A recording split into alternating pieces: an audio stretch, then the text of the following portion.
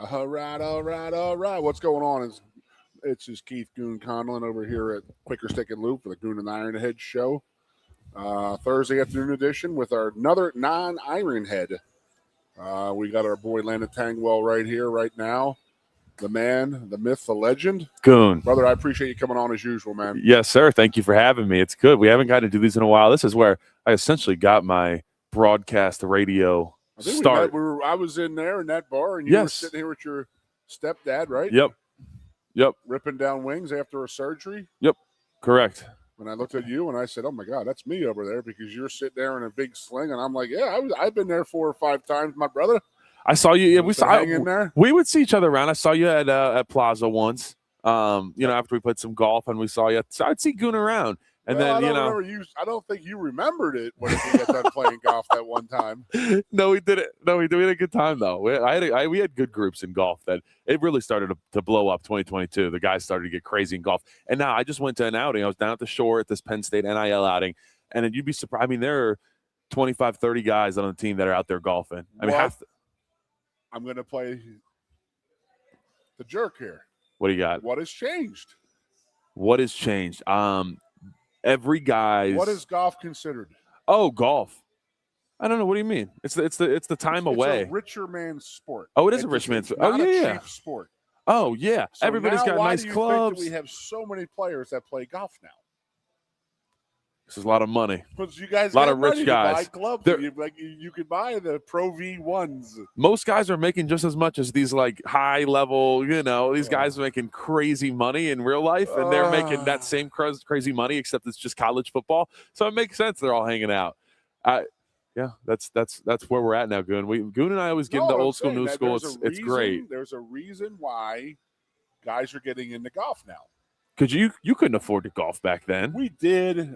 Every once in a while. But I had some old, really hacked up clubs and stuff like that. I think I'll tell you a story. What you got? Let me think. I was probably 1999. I was coaching down in Virginia at Hampton Sydney College, Division III school. And I went back to visit my friends up in D.C., and I went up for a weekend. I got my car stolen. Everything I owned was in that car. And I was a college football coach making $29,000 a year, busting my tail, doing this and that. And we were off on vacation for a month. My sticks got stolen. And Marco Rivera, within 2 or 3 weeks, had sent a brand new set of let me think now. What the hell were they?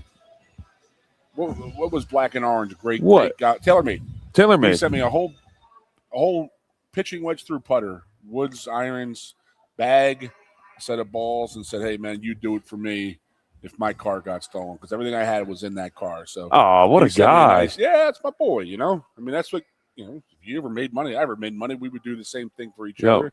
So it's like one of those things that was just like, I mean, and I had those clubs until the last couple of years when I had to stop playing. But we played in college. The only reason I played in college is because we could take class. Oh, yeah. And then right. You get like free greens fees and stuff like that. There you go. And we always wanted to play in the second mile tournaments and the coaches. I don't know if Coaches vs. Cancer was around yet, but there was always golf tournaments, as you well know, around it. You could play in a golf tournament. You and I could play in a golf tournament once a week. As celebrities up here. Yeah, I've done 4 so far. I got another one this coming weekend at Mountain View. Nate Stupar puts on a really good one. You got former players in the mix. Now, when there's I was talking to this agent. He's saying that first time ever, he's traveling around to these different colleges to go to a college players golf outing or a college players charity. Huge, and it's just that wasn't a thing at all. That never existed. So let's talk about this. That's a good move by athletes who are making money. If they have a charity, you understand the whole aspect of why we do charity and why athletes have charities and stuff like that. Yes, it's about obviously raising money for something, right? But there is also the tax ramifications of that. So if you have a golf tournament, you spend $200,000, you're making $900,000, you're not paying taxes on that $200,000. Right. Just so Well, yeah, it depends also where you go. You go play USC, or you can get hit even harder. There's a lot of guys, they come in. A lot of people aren't taught about taxes, financial literacy. I'm telling you, that's going to continue. You've seen headlines already of guys having problems with taxes, and it's only going to get more and more as this NIL gets crazier and crazier. And there's rumors. I don't think we're there yet. I think next year there's a $50 million team. I mean, can you even imagine that? $50 million squad. The rumors are that they at 50. From my understanding, they're 105 players. 105. And realistically, a large portion of them are probably making the minimum. I feel like what is the minimum? Depends. I think there's different minimums at each kind of level, if you will. Level of school. Yeah, like a Penn State versus a Purdue. Right. Like I'm sure like the Penn State, and I'll still, even though I've been winning at the same, but like Penn State, Ohio State, obviously Ohio State, Notre Dame, Miami, Texas A&M, those are paying crazy. But I still think that at a certain point, you kind of need some bodies, but you still got to pay those bodies now. I don't know. I think it's somewhere at least at like 70, 80 grand. It's like a minimum.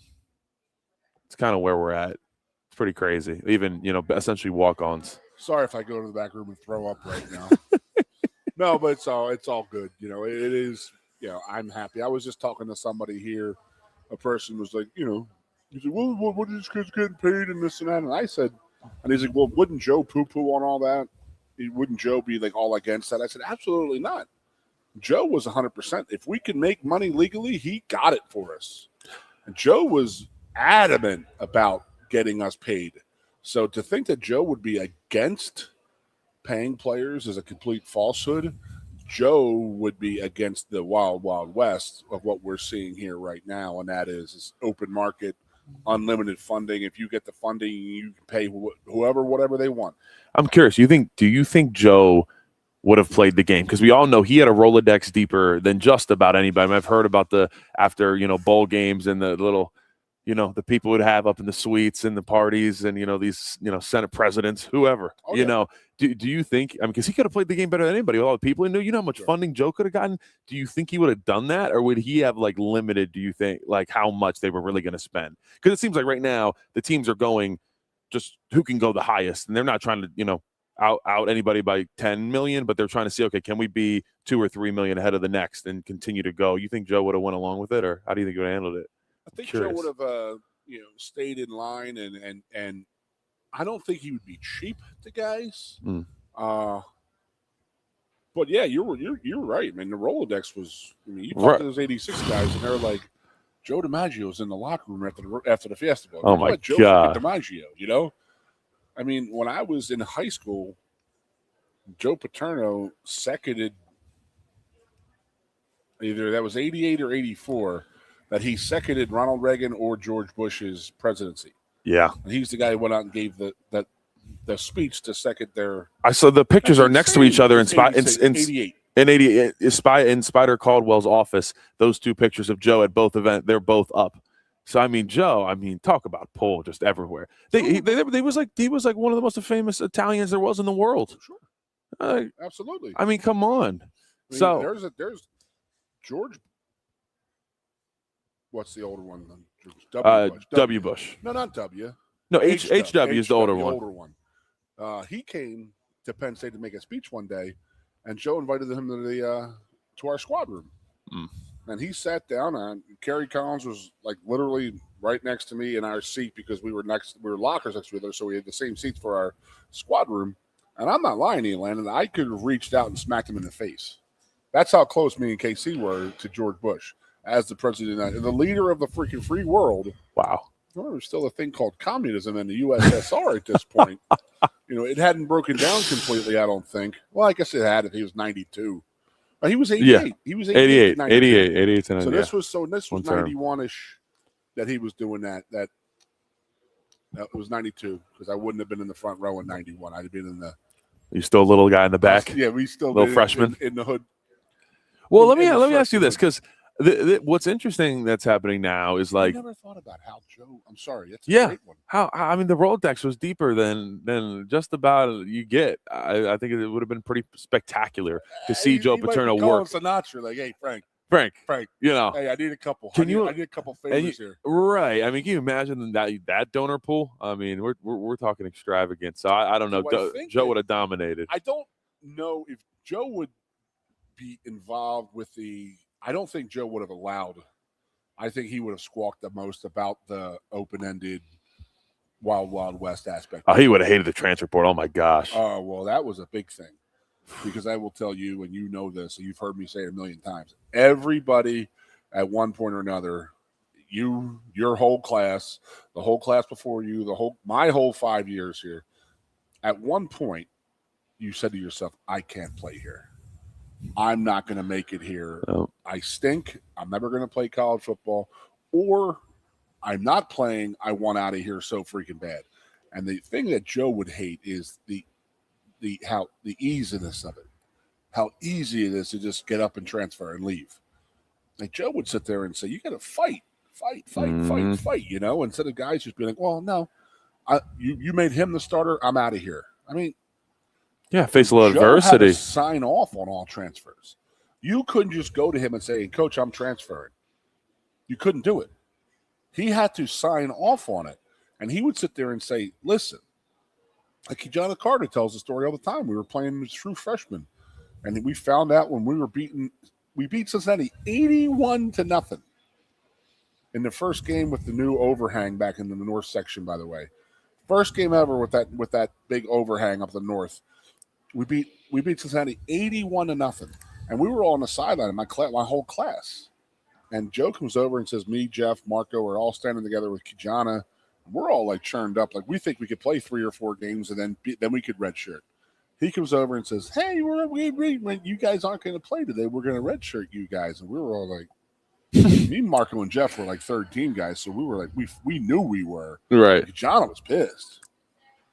Kijana was like, he tells the story. He walked from the stadium to his dorm, and that walk he was done. He was transferring. He was out of here because he's like, I can't. It wasn't mad. He wasn't. He goes, I came here to play. I didn't come here to watch us beat somebody 81-0. And I can't touch the field. I don't want a red shirt. I want to play football. But we had some guys ahead of him, Richie Anderson, and then some other older guys that were ahead of him. But Joe does what Joe does and talked to them on mommy and grandma and talked them off the shelf, and the rest is history.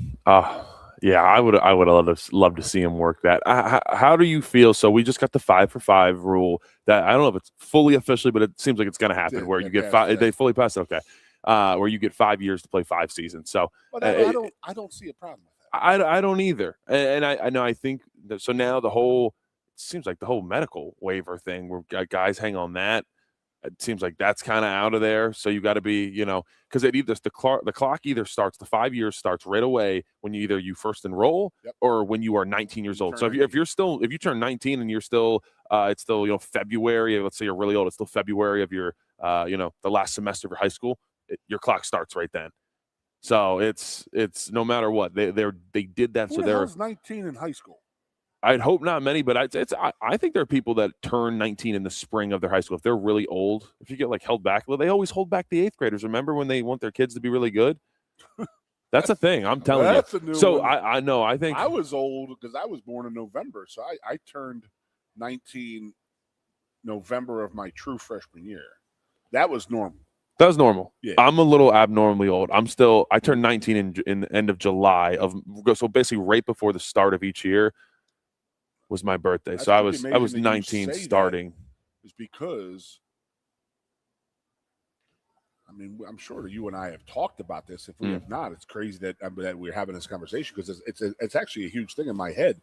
The difference in 17 and 18 years old for our people, as in our sized people, it's ridiculous. Big maturity age. Athleticism and maturity that you picked up between 16, 17, and 18 years old is off the charts. One is I stopped growing. You probably stopped growing height-wise, and now you learn how to fill out and learn how to play with your body. And you learn how to play with your body. When I was a freshman in high school, in 8th grade, I was like 6 foot tall, 6'1". My freshman year in high school, I was 6'5".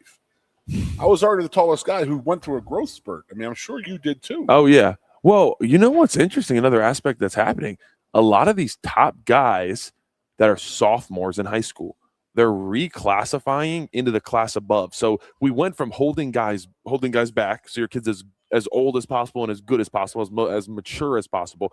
And now, because there's so much NIL money, and we don't know when regulations eventually going to come, these kids are already thinking, hey, I'm a 5-star. I'm going to jump up a class, skip a year of high school, and get to that money quicker because there's $1 million sitting in front of me.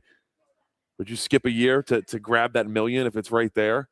That's really what's happening. I somewhat follow high school recruiting because I follow the Penn State recruiting stuff, so I see it online. You do a great job with it, by the way. Thank you, I appreciate that. So I do little film breakdowns of the guys. You do a wonderful job with it. Thank you, Goon. And I see all these guys. I've seen this year alone. I've probably seen like 7 guys reclassify from the 2028 class to the 2027 class. The 27 class they sign this coming December, and then if they early enroll, they show up this coming January. So guys just skipping ahead, skipping their whole junior. They do their junior year, but they're not going to do their senior year, and they just come to college. So they come to college what as juniors in college? Yeah, they don't. Yeah, so they actually are missing till your junior year. You're through your junior year. So these guys before your senior year, So these guys they only are halfway through their junior year in high school when they are enrolling in college. How are we graduating that? I mean, the public schools just let them. It's if you go to private school like my school, there's no way. And your school, I feel like LaSalle. I don't think they would. I don't know if maybe they would. Hell no.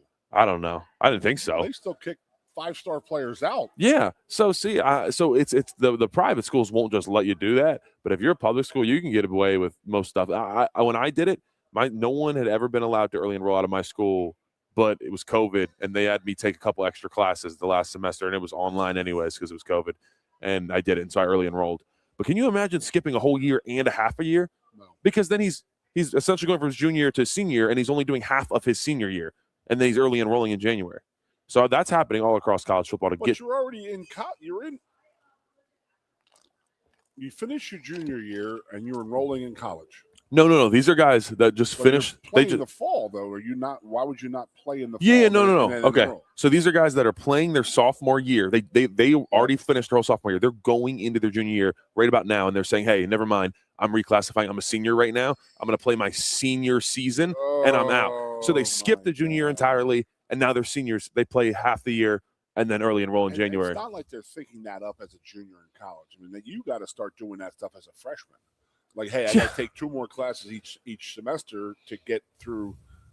Oh, goodness gracious. Yeah, so that's going on too. So these are all things that there's no regulations. Anybody's doing whatever they want. I think the most I'm curious what's coming next. I think the next thing that needs to be fixed. So they're fixing the whole 26-year-old players in college football. Naturally, the latest the clock can start is your 19th birthday. So you can be what? So you can get 5 years. So you can be 24. Well, they made a mockery of the medical red shirt. Oh, yeah. That's what the problem was, is that you had a true red shirt, and that was you didn't play. You can red shirt. There's no medical reasons for that red shirt. It's just that you red shirted, right? Right. Did you red shirt? I did. Okay. I did. I was talking so much. But you could play games. Correct. You play 4. You can play 4. So now it goes away. So, I mean, you technically it just saves the medical red shirt and these guys getting these waivers. If they're just giving them away the way they are, get rid of their medical because what it is, I know a lot of guys that weren't really playing regardless, but they got injured that year and they kind of just sat out and they get a medical for that year and they have another year. So my buddy, he's at Toledo. He's going into his 7th year right now. And so he's 24, 25, the oldest you can be now because the clock starts on 19th birthday. You can be 23. You could be the end of being 23 is the last you can play college now. I'm not lying to you, bro. I'm really thinking that in my era, there was less than 10 guys across the NCAA who got a medical red shirt. Right. They didn't hand them out like that. That is how tight that was back in the day. I'm going to tell you right now, there was one guy in our team who got a medical red shirt, Chris Mazik. He got shot 7 times in his legs. Damn. As a freshman and a sophomore in college, so he missed a year and a half of football and school. So he petitioned. That's the thing. You had to petition and go before the court to give your position of why you think you should get another year. So, I mean, I'm not lying to you. 10 guys across the NCAA were given medical red. That's how hard they were to get. Because you couldn't just say, oh, well, I had broke my finger and I missed games and this and that. Well, then the other thing is that when there was a red shirt, you played 4 games. So you could play up to 4 games regular season. The Big Ten title game does not count. The bowl game doesn't count. The semifinals and finals in the end in the tournament don't count. So I know a buddy of mine's kid played 7 games. 7 games. Wow. And he still redshirted that Still year. got it. Yeah. And it wasn't a medical red shirt. It was a true red shirt. Wow. Well, yeah, that's it. how about tuning in? This is the Goon Ironhead show with my man Landon Tengwall here. We are at the Quaker Steak Lube here with the Kia Goon Ironhead show. Sorry, I apologize. Always from the beginning. Since I got here, this is where my dad grew up. Didn't grow up, but he went to college in Slippery Rock. And so it was, I believe one of the first Quaker Steak and Lubes was over that way. And he would always, when we came up to Pittsburgh for water polo trips, we'd stop by and we'd make sure to get a bucket of Louisiana liquors. And he was obsessed. So when I came up here and saw I had it, this is where I come to get my wings. So Quaker Steak and Lube is near and dear to my heart. Always has been, buddy. So I'm big fan of the onion rings here too, man. I chop it up. All the appetizers, Goon knows. Oh yeah, we eat up good here. Get a couple wings here every once in a while. Oh you know yeah, what I mean, but Goon. I have no idea what the hell even time it is. I can't even see it on your clock. Here we got another 9 minutes here, buddy. All right. Well, we'll probably talk about this one for a while, but let's talk about the Sorsby stuff. So good. You want to save it? All right. I need that one saved on the next session. Okay. Because we're still talking about Penn State. We're going to get into the Sorsby. All right. That's going to be all right. Let's finish off. Miserable Generation X versus the Generation Z guy. I want to talk to you about this. There's no way you can agree with what the kid did either. No. We're gonna get to it. We'll give the viewers some suspense. We're gonna get to that next segment. Let's go back to the old. I want to ask you something. Go. No, with Joe. How he would be handling this with the I think that he would be furious with the transfer portal. So go back to that when he had to sign off. But there's also another stipulation when you did transfer. And do you know what those were? Well, if you were just transferring for no real reason, you had to go down to D2, right? Or you had to sit out a year. You had to sit out 1 full year where you had to pay for your own education or drop down a division. So you would go to 1AA. So we had some guys go to Delaware, Villanova. Some guys would even go to the Division III route and go down to Rowan. Wow. Yeah. So that was your only reason to play college football was you just wanted to play and you wanted to transfer. And there was also another stipulation. You could not transfer and receive a scholarship to another Big Ten school. Really? They had that agreement. So the agreement was if you wanted to transfer we had a kid, Rogers, was on the 2005 and 6 years team. He, North Allegheny High in Pittsburgh, I think, Chris Rogers, he transferred in from Michigan, had to pay his way. He lost a scholarship, but he wanted to play at Penn State rather than Michigan. But because there was that, and then they changed the rule in his time there, he could actually jump on scholarship. But that's crazy. Oh, yeah. You could not transfer from Big Ten to Big Ten school. But that was sort of the respect there was back in the day. It was. That's how everybody just kind of. Well, that's the biggest thing. There's no respect. I'm going to steal your players. I forget exactly. I think it's Dabo Sweeney. There were some college coaches beefing because they were poaching players from each other. I think it had to do with Pete Golding and Ole Miss and Dabo Sweeney and Clemson, and guys were stealing different players, and they're saying, hey, this is just Bush League now, that we're truly just stealing players away like this and just pulling away. Like, this is supposed to be illegal, but there's no, the NCAA, they're supposed to be the governing body, but the way they lose in court, there's no way they can be a governing body. Spineless people in the world. No, it's awful. Hypocrites.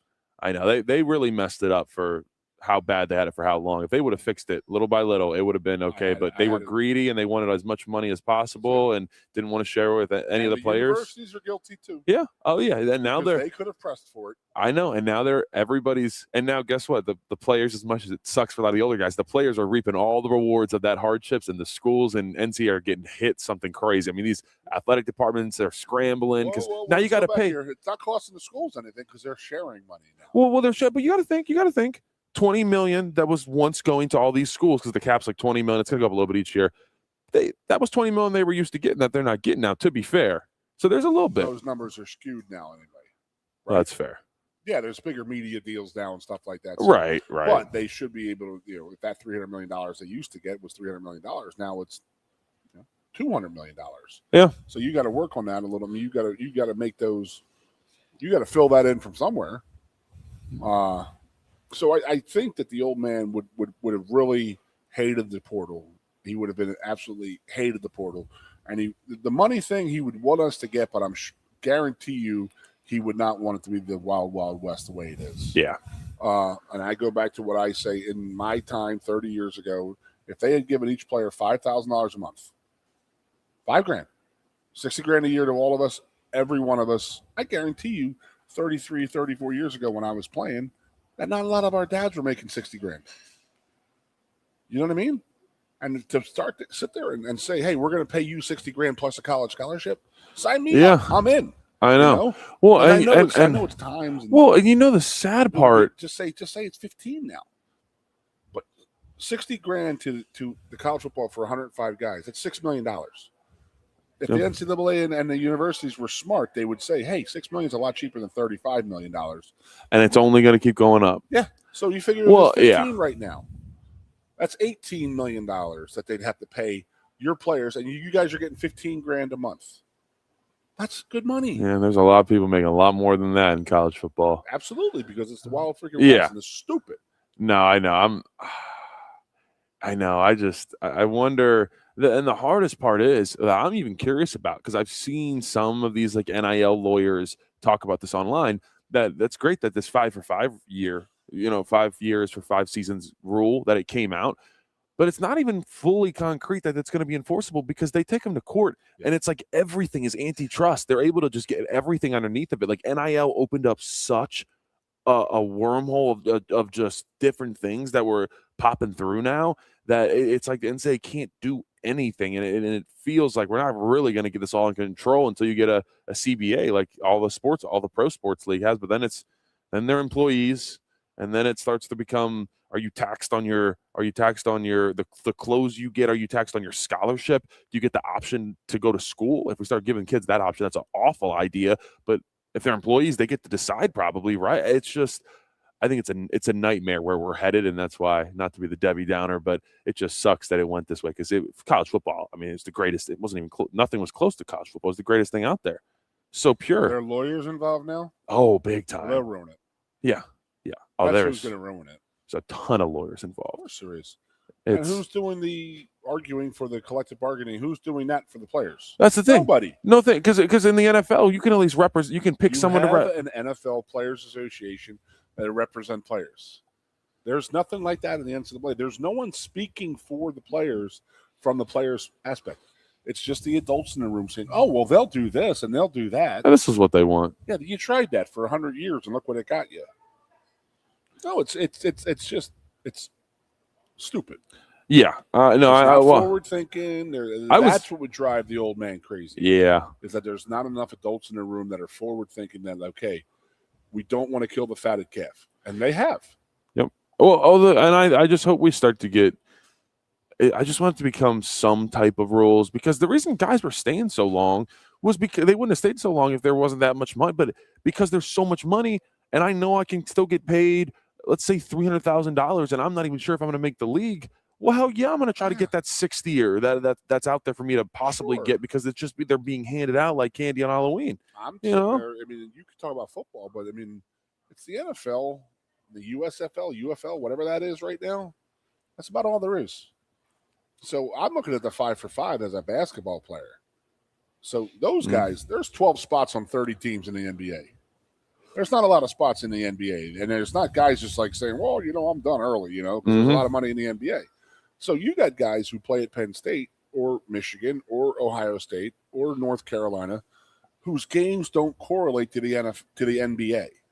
Right. And they're going to sit there and say, well, I can get paid $100,000 going to Israel and playing in Israel for a year, or I can get paid $500,000 if I play for North Carolina again next year. What are you going to do? Yeah, I'm not going overseas. I'm going to do another year. Bite, scratch, claw as much as you can to keep getting those years and keep banking that money. I know. I mean, it's not really. I don't see in football. I don't see the 5 for 5 as being a thing, other than the guys were playing 7 schools in 7 years. That's gone. That's gone. That's what we're getting rid of. So. It's not a 27-year-old guy I'm worried about. It's the guy playing 7 years in 7 different teams. Like, that's insane. It's the stupidest I'd be thing so ever. sad if I didn't feel how I feel about Penn State, because I was here the whole time. You have to see how you feel. Imagine just not having a college. You don't even there's no pride because you just flip-flopped everywhere. I don't know. I couldn't do that. There's no way I could have. A lot of guys. I mean, I'm with you. So there are guys here. So there are guys who play 4 years at 4 different colleges, and they play because they're going to get more and more money each year. Well, because if there was free agency every year in the NFL, if every guy was he would just keep getting more and more money. That's why they lock him up for 4 years at a time. Lock them up with contracts. Yeah. So, it's like, so if it was free agency, why are we not doing these for these kids? Yeah, they literally have an incentive to leave because you shop around to the highest bidder. Because generally, the highest bidder is going to be someone else. Someone else is always willing to pay more. Generally. And it's even crazier is that you're going to have schools who have so much money who are going to take players just to stockpile them to keep them out of other people's rosters. I'm not going to pay you. We'll pay you big time. You may not be playing that much, but you may not be worth it here. But if it hurts my opponent, I'll do it. Yeah. So it just goes back to what we always said, and that is that it just seems as if everything was so against the players for 150 years or 100 years or whatnot, that, okay, now everything goes in the players' favor, but they're going to swing the pendulum as far as possible as they can to the other side. Instead of just saying, hey, you know what, let's go like here a little bit and, test this out and we'll get to this point. No, we went from boom, right across the freaking gauge and completely blew it up. And said, okay, you can do whatever you want, take whatever you want, get whatever you want. I don't blame the players one bit. I will never blame a player at all because of what we had to do. So I do have one more question before we jump into a commercial here on the Goon Ironhead show, brought to you by Lion Country Key Live at the Quaker Steak Lube. Oh, how about that? Wow. It's like you've done that a couple times. Similar Federal Credit Union, the brewery. So my question. I always ask you: Would you like the anonymity and no money, or would you like the money but everything you do is known by people, seen by people, recorded by people? Yeah, all this. So in essence, what you had. Yeah, and what was interesting for me, I have a somewhat unique perspective just because I just got a taste of it. I'm very open about the NIL thing. Sure. Our stipend each month. I want to say it was about $2,200. So everybody got, and that was when I first got here. That was before NIL even began. So $2,200. Rent was probably $800. So you got no other expenses. It's not bad, but you weren't just absolutely swimming in money. But then when NIL first started, it was right when we got back from the Rose Bowl. So this is January 10th of 2023, basically right at the beginning of that year, right after that Rose Bowl season, and everybody's getting anywhere. Freshmen started at like $1,800 up to fifth year guys got like $3,200. So now, depending on where you're at, you're banking, maybe $4,500 a month. Once again, $4,500 in college a month with just your rent to pay. It's not a bad gig at all. So that's what I lived. That was where I made whatever, maybe about $4,500 a month. Had a couple things. Now, so I got a little bit of money. When you're going downtown and getting pie-eyed, right? And you got people video recording you. You lose a big game the next week, and they say, "Well, look at Tengwall. He's all drunk as hell. 30 days before the game. 30 days before the game." You know what I mean? Oh yeah, no. I think I would rather take the money just because I think I would have. It's set if you are smart about it, it really sets you up. But man, I have said for so long to my parents, to anybody I know, what I would give to go to college in the '90s seemed like a freaking time of your life, and you just don't. It's not the same anymore. No. The bars aren't the same. The frats aren't the same. Everybody's on their phones. No. There's no real moments. You're like sitting there, and they're going to be recording the star quarterback. He's like, "Oh, he looks like he's drunk." Oh, yeah. Well, did you see that thing came out about Aller last year when he was supposedly side noting yeah. that girl? That was hilarious. Oh my god, God, it was true, but it's not true. But it's like whatever. But I got stumped on that question. No, by somebody. I mean, look, I didn't live it, so it's hard. Yeah, you don't have an answer? I have an answer. What is it? I'm taking what I got. I mean, I wanted my anonymity and this and that, but I'm not an idiot. If there's money and there's that. Let me set the money. Our left tackle right now is making $980,000. Right. Okay. If that's the money in line, film whatever you want. That's what I was going to say. Film whatever. All right, I'll take you a little bit lower. The number is $500,000 per year. We already lived in a little bit of a glass house, and that was Joe's thing. Yeah, a little bit. We did live in a glass house, but we didn't have like the video camera. The video, so see, that's the thing. We'd all be in prison. Absolutely. Everybody tells me that about all of you guys. I was with Brandon Noble the other day, and I got the same thing. About that. We definitely got to talk about that. Yeah, I mean, but it's different from like hearing something happen to there's a video of something happening. You hear that there was a fight and this guy gets knocked out. Well, that's, maybe, who says, she said, he said, all that. But there's a video of this dude getting knocked out, of the quarterback knocking someone out or something. Now that's a problem. That's a real big problem. It was a volleyball game. He broke his hand out. Okay, jeez. You're right. So I have one for you. What do you got? Maudie. Right. I asked him that question. He goes, "Dude, I got paid no money, and we lived under that."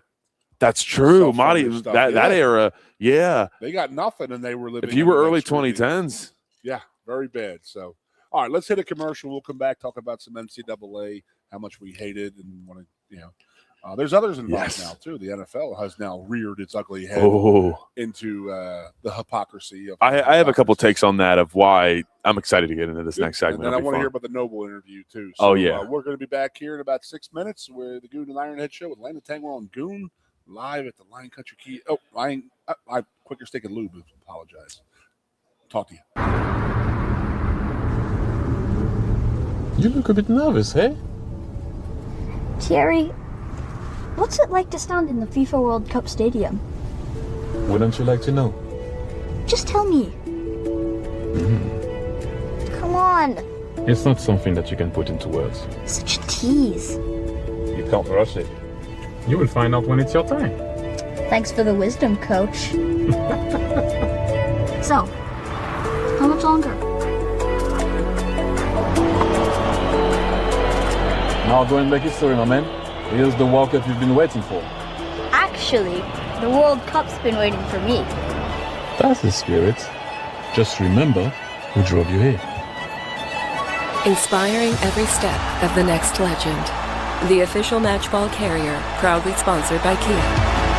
Inspiration connects us all.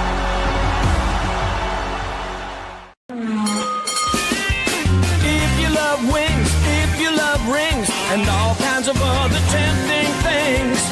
Great times, great food. Get to Quaker Steak Lube. Get our Best Wings USA, signature sauces, mouth-watering appetizers, or any of our delicious award-winning lube favorites. Great times, great food. Get to Quaker Steak Lube. I'm the Modelo Recruiter, and I'm looking for fans with good hands and great speed. The ones who stay focused and never miss a play. They go the distance on game day, even when their team is away.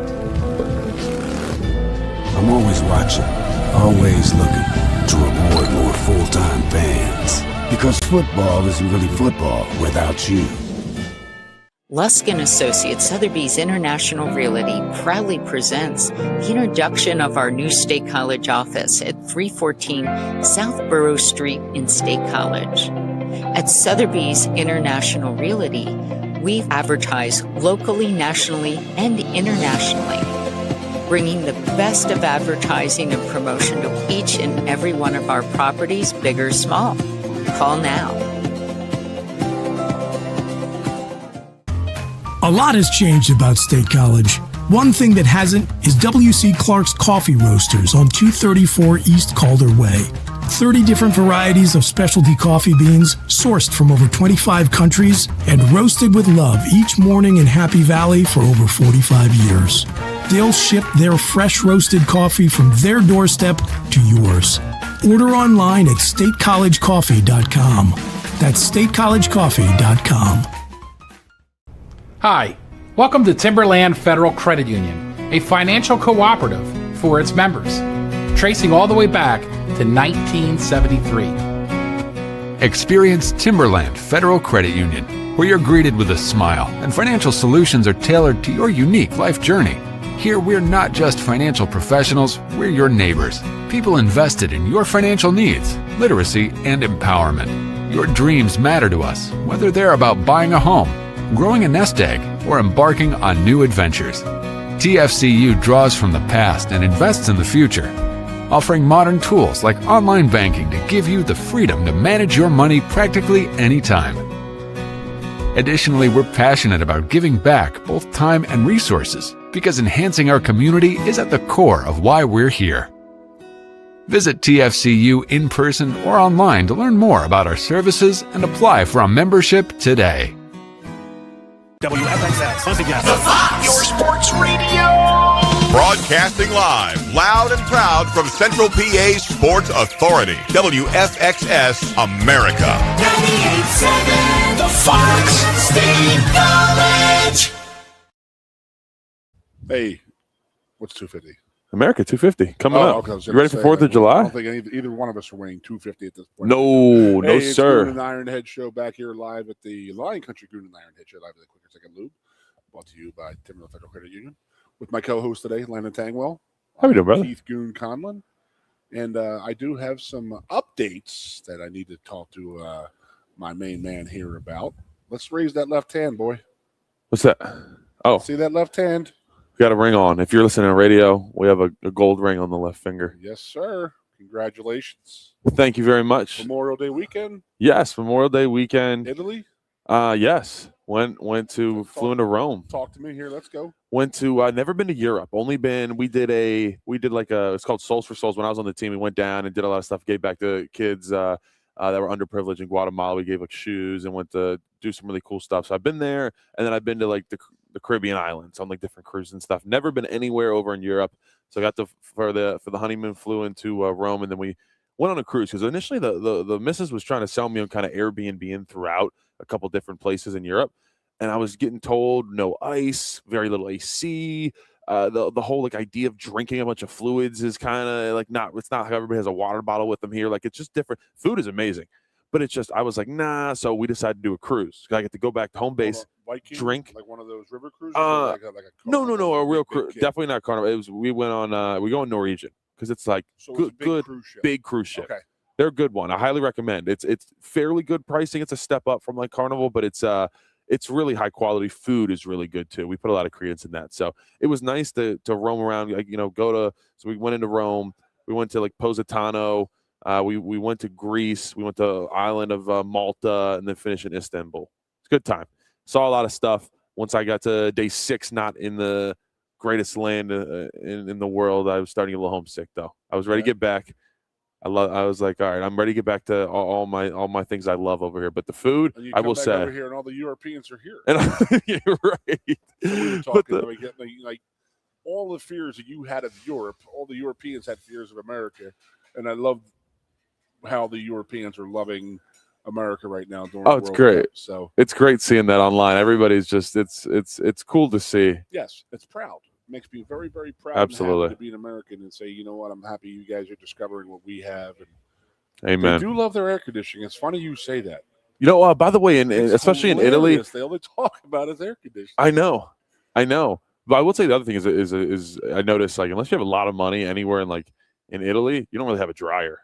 That's a big, because everybody's clothes are hung up, and that was a lot of places, honestly. But there's just a lot. I guess what I would say, because I think I made some Euros mad at once when I was like, listing the things that I enjoyed about Europe, but I listed things I didn't like online, and they were like, So I'll say this: life is a lot more convenient in the USA. Life is just it's a little bit more. There's just more things to make us, life's easier in a sense of all the little things of AC, dryer, I don't know. Travel. I mean, I this is what I'm taking away from the U.S. World Cup thing and people visiting here from all parts of the world, and I love it. I absolutely love that they're enjoying our country and seeing how beautiful. Because I truly, truly believe that we are the most beautiful country in the world because we have everything, and that's the best thing I heard is somebody was talking like you drive in Europe, you're 2 countries away. He's like 50. You have 50 different countries, pretty much, and some of them are like 12 hours side to side, like in like Texas. Like what? Like there's cookie cutter. Like you have some places like Ohio and Indiana are very similar, but you have Bloomington or West Lafayette or Indianapolis versus Columbus and Cleveland. They're two different towns, two different cities. So I was just like, I love the fact that people were talking like I was in, like these Europeans were in like they were out west, they were in Texas, they were in the Midwest, and now they're on the East Coast, and it's like, can you think about 10 different countries? Think about this. Think about people that someone's never been in the United States going to Philly and then going to Pittsburgh. That is in the same state, and different. That's why I love going to both and living right in the middle, because you're close enough. You're about 2.5 hours, 3 from both, and it's just so funny because it's so different, and that's the same state. So I mean, I think that's why people are loving it. Downtown. I always say it's the users versus the yinzers. Yeah. What are you guys doing? What are yins guys doing? I get that a lot with Mr. Chris Buchanani on the shows when he's directing. When he's drop a little use. He definitely goes use for sure. What are you doing? How you doing? I'm more yins. I got the Baltimore accent in touch. Congratulate you and Sarah on the nuptials. You guys. Thank you very much. I love you guys both dearly. This is my first time. I've seen you since, but I don't think I've actually mentioned the wedding. Yeah, no. I appreciate it. Haircut. It's crazy. I know every time. I usually see you or some wrestler down there. It's always 100% one or the other. So we moved studios. We moved up. Tengwall. I haven't even made this announcement out to my network. So this is the first time talking about it. We moved to a bigger space. We were downtown. It was, downtown. It can get crowded, and you're trying to do stuff. I kind of moved off of downtown to, double the space and setting up some cooler stuff. So I'm excited. We're continuing to expand the Tengwall Film Network, all the good stuff. So I'm excited for the season. How was last night with Brandon? With Brandon Noble. Yeah, Brandon Noble, my old college teammate. Well, roommates, good friends. I was I hit up Brandon.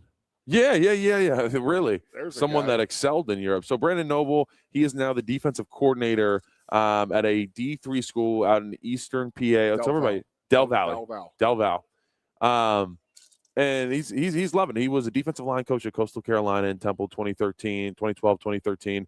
And he talked about it on the show I did with him. You can watch it on my channel later, where he was saying, look, I just wanted to be with my family. And we've talked about how much that coaching life is rough in college football.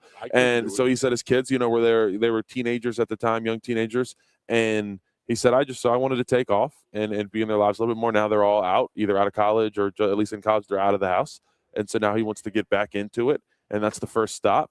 And it was a really good conversation. And we talked about, too, like, you hear so much about these high-level D1 coaches that have these players that are leaving, and they're talking about all the problems with high-level college football. You don't hear from the D3 guys that how that still works, how if he has a single good player, they're transferring out of there right away. I mean, there's no keeping players that are good there either, because they're just going to keep on moving up too. And so, but it's funny to talk about how recruiting is still kind of pure there, because there's no money involved in D3. Yep. So it's all need-based and academic-based. Oh yeah. But no, we had a good time. We also had a Nike Adidas conversation of just kind of talking about the tradition. You were on the squad when they put the Nike patch on originally. Were you? So I heard Bucky Greeley apparently was not very happy about the Nike logo going on the Penn State jersey. Do you remember that? Did he tell you the story? No. So Noble didn't share it. Noble didn't share it. Story of all time. Oh no, please! So he robbed us. If we were winning, you could bust Joe's balls all you wanted. You could keep the banner going back and forth and this and that. As long as you were winning, and shouldn't say winning, but as long as you're doing well. Yeah. Not being a bunch of jerks and stuff like that. So. He came out to practice one day, and we were all wearing our Nike practice jerseys or whatnot. And one of the funniest things was Bucky, who was as cynical a personality and humor, just dry, cynical humor. It's amazing how funny the man is. And he looked at Joe, and he's yelling at him. It may have been a coach's clinic, so there was a ton of people around. Yeah. And Bucky's yelling at Joe, it's bad enough I got to wear this Nike logo so you and Sue can go on a cruise every summer. He goes, hey, right over here, why don't you put a Pepsi logo? And he goes, hey, while you're at it, there's 2 E's and an E-L-E-Y in Greeley. If you want to put the name, you may as well put the names on the back of the jersey. I'm not lying to you. We were all like, oh, dude, he's getting Oh, wow. Joe, speechless. Was like, you're right. That's what he said, and he just kept on walking. He just kept on walking because he understood the hypocrisy of the whole damn thing. Yeah. That, the coaches are having us wear these uniforms, and they're going on. They get these stock money, and they get the cruises, and they have their Nike trips and stuff like that, and we got nothing out of it. So Joe understood the hypocrisy of it. So that's some funny stuff. But then, we're talking about, we're transferring from, so we were the original Nike school. Mm-hmm. Oregon, Penn State, and North Carolina. That was the three big dogs right there. So we started off, and then Nike didn't make uniforms. Right. I don't know if you ever had Spider on your show or anything like that. A couple times we have. Absolutely. Spider will tell you that all they did was just had somebody make it, and then they slapped a Nike logo on it. And if you look at our 94 jerseys, it does have the Nike and the name Nike. The old school, like they're putting on the shoes again now. Yeah. Where it says Nike with the swoosh. Oh. And then by 1995, it was just a swoosh. I didn't know that. They turned wow. over Okay. that year. But, so our Nike uniforms and all this, they had great gear. We all loved Nike. Everybody loved Nike. It was Michael Jordan. Yep. He made it. Oh, he made it very popular. Did you see the new Nebraska Adidas uniforms that they just came out with? No.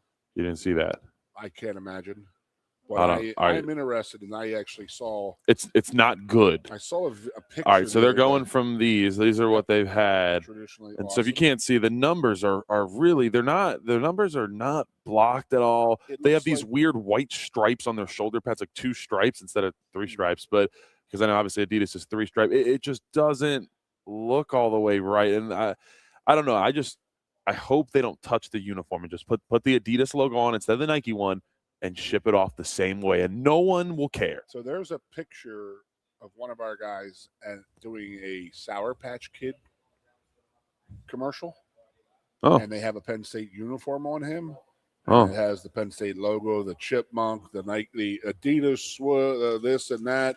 And it has the name of Penn State above the numbers and the name on the back. And I took a screenshot of it. I sent it to everybody I knew. I said, "Is this effing real? This better not be effing real." No. And I got a message back. From what I have known, they are going to make it as close to as what they used to had before. Good. As they can. Well, let me ask you, though. Let me do you a favor. Oh, yeah. You want to see the worst uniform in the history of the world? Yeah. I can think of a couple. 1994 Iowa Hawkeye and Minnesota Gopher. It was the same uniform. I think they may have been Adidas too. So I didn't mind that. That number system that Nebraska had right there is pretty much what it wasn't. What is that? It's horrible, is it? The Hawkeyes. What is that? Yeah, it's 3 stripes across. That's awful. I've seen some bad ones. There's been some. Do you remember the Michigan State super neon ones? Do you remember it was ultra? They were both. It was green and neon together. Like when the Seahawks come out and they're like, oh yeah, I personally, like highlighters. Personally, I like the Pittsburgh Steelers Bumblebee throwbacks. Those are classics. Okay. Those are classics. I think it depends. Eagles, yellow and light blue. Oh yeah, I mean, do you know what colors? Why they were those colors? No, that's no the color of the city flag. Oh, that makes sense. Okay, all right, I get down with that. 94ish or later that they had some pretty booty uniforms. But look, Kelly Green Johns, they're the best. The Kelly Green. I'll tell you what. Sarah's got some, obviously, because Kenny Jackson, Eagles. We just got some cool Kelly Green, just throwback merch. We got like a Randall Cunningham, like pants. we have a Randall Cunningham, like brand. It was his. Coat? Well, it was his. And no, it's almost like a varsity jacket that was like his. I don't know. He just got kept in the garage. And was it a sideline coat? Because he notoriously wore a sideline coat. No, it's not like a sideline coat. It's a real like Eagles. It's Kelly Green. No. I'll show it to you. I'm gonna. No. It's like a cool, like almost varsity style, but it says Cunningham on the back. It's good. I'll show it to you. I don't. It wasn't like they were like. No, I think it was his. I think he had a lot. I don't know. They were close. That was clothing line. Yeah, that was Kenny Jackson's best man. Speaking of Kenny Jackson, we were actually a lot of guys wore Adidas. Father-in-law. Yes, Kenny Jackson's the father-in-law.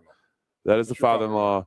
So now Yeah, if we have I'm in life. We have a boy and he's on the squad. We'll go third generation Letterman. So no pressure though. You know, none at all. None at all.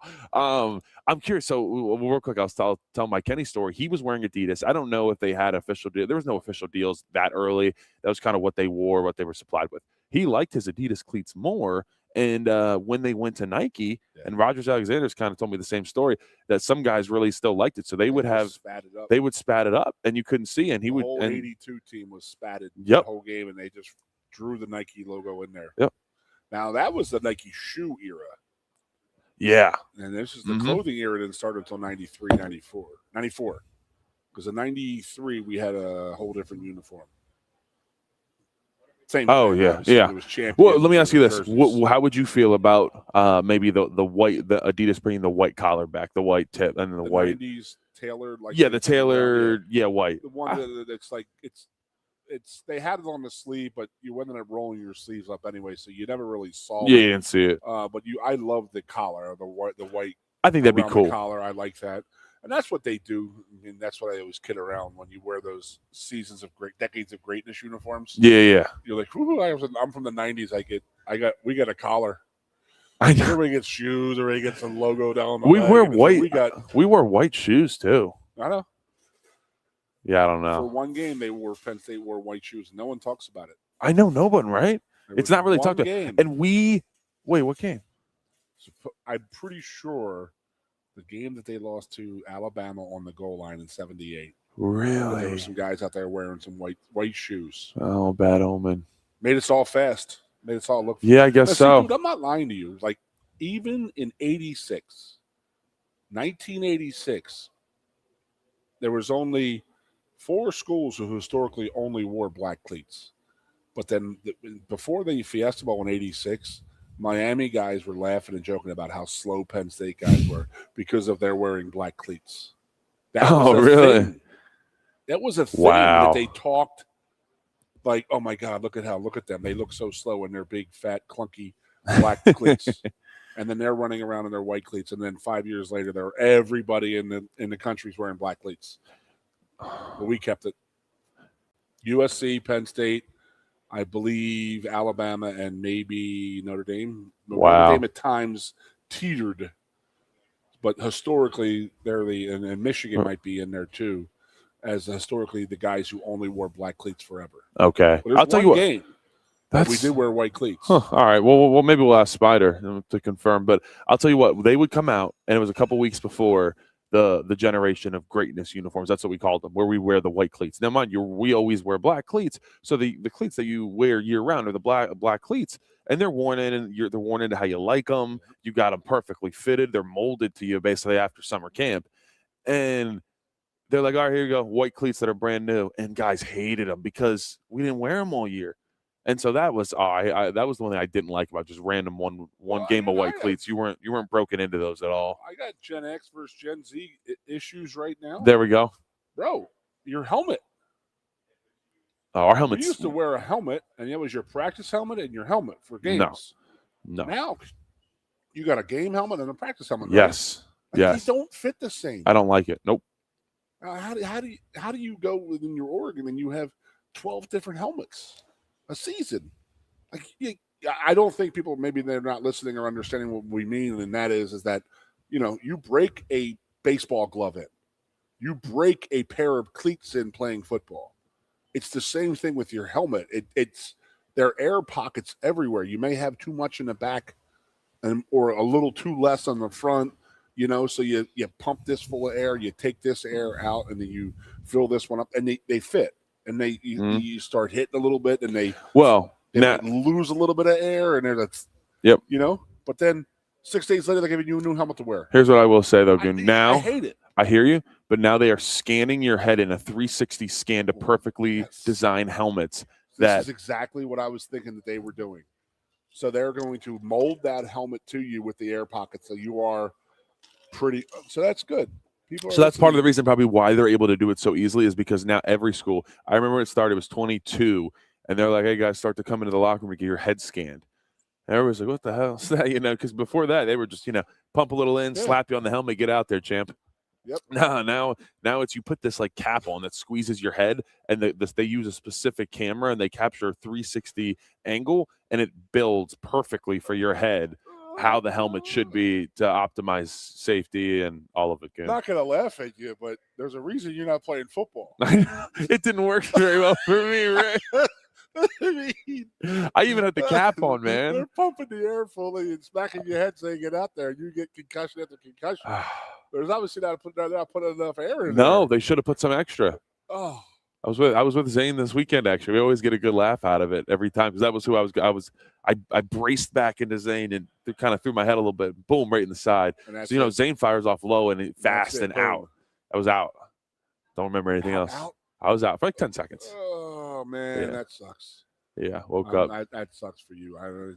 We're good. I love what I do. I'm very blessed now. Just got This married. is true. It's all good, and I get to make videos all day. I'm sitting here with you on a Thursday, just chopping it up. You know. Go. So 3 o'clock here. Let's go to another break here. When we come back, let's talk about the hypocrisy of the NCAA. Oh, I can't wait. I've been waiting for this one. All right. This is true. We got the Goon and Ironhead show. Without the Goon, we got Landon Tengwall and Keith Goon Conlon live at Quaker Steak Lube. We'll be back in 6 minutes.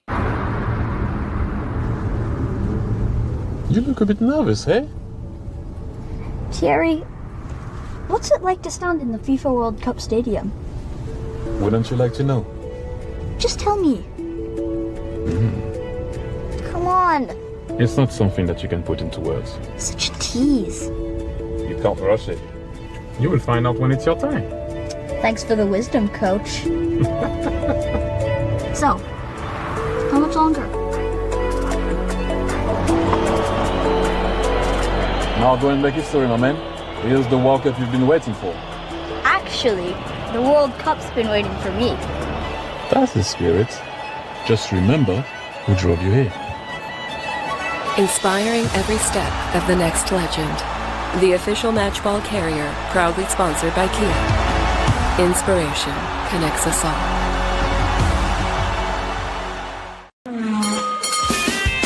If you love wings, if you love rings, and all kinds of other tempting things, great times, great food, get to Quaker Steak Lube. Get our Best Wings USA signature sauces, mouth-watering appetizers, or any of our delicious award-winning lube favorites. Great times, great food, get to Quaker Steak Lube. I'm the Modelo Recruiter, and I'm looking for fans with good hands and great speed. The ones who stay focused and never miss a play. They go the distance on game day, even when their team is away. I'm always watching, always looking to reward more full-time fans. Because football isn't really football without you. Lusk & Associates Sotheby's International Realty proudly presents the introduction of our new State College office at 314 South Borough Street in State College. At Sotheby's International Realty, we advertise locally, nationally, and internationally, bringing the best of advertising and promotion to each and every one of our properties, big or small. Call now. A lot has changed about State College. One thing that hasn't is W.C. Clark's Coffee Roasters on 234 East Calder Way. 30 different varieties of specialty coffee beans sourced from over 25 countries and roasted with love each morning in Happy Valley for over 45 years. They'll ship their fresh roasted coffee from their doorstep to yours. Order online at statecollegecoffee.com. That's statecollegecoffee.com. Hi, welcome to Timberland Federal Credit Union, a financial cooperative for its members, tracing all the way back to 1973. Experience Timberland Federal Credit Union, where you're greeted with a smile and financial solutions are tailored to your unique life journey. Here, we're not just financial professionals, we're your neighbors, people invested in your financial needs, literacy, and empowerment. Your dreams matter to us, whether they're about buying a home, growing a nest egg, or embarking on new adventures. TFCU draws from the past and invests in the future. offering modern tools like online banking to give you the freedom to manage your money practically anytime.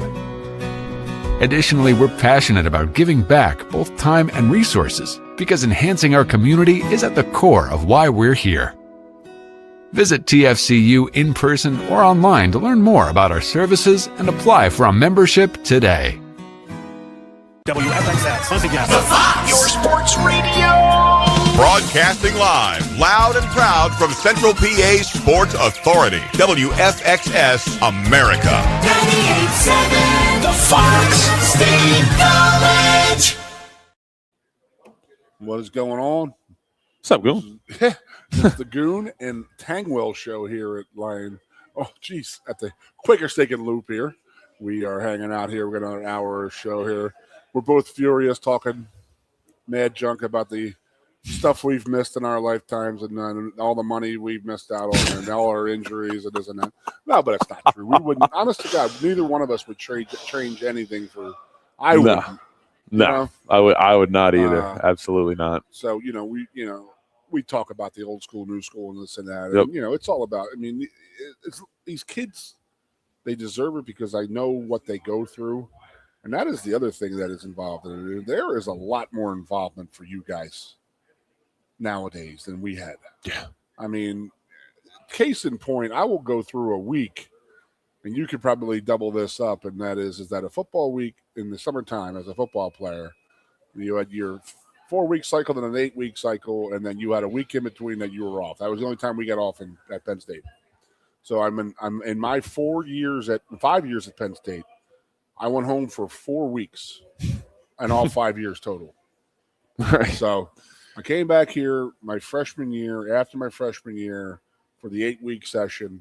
And then, we lifted Monday, Wednesday, Friday, and ran Tuesday and Thursday mornings. 6 a.m. Tuesday, Thursday. And then your lift time was whatever time it was during the week, Monday, Wednesday, Friday. Saturday, you go a campus run and you go up to Haluba and you would do some individual work with yourselves.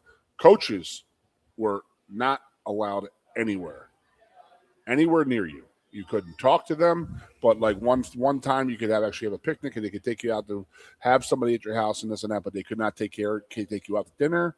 They could not talk to you when you were working out type of thing. I mean, if there's an acquaintance where we're in the same building and they're having a workout and it's lunchtime and you're in there lifting, you'll see them, but it wasn't like that where they were having meetings and stuff like that. Like that was our week.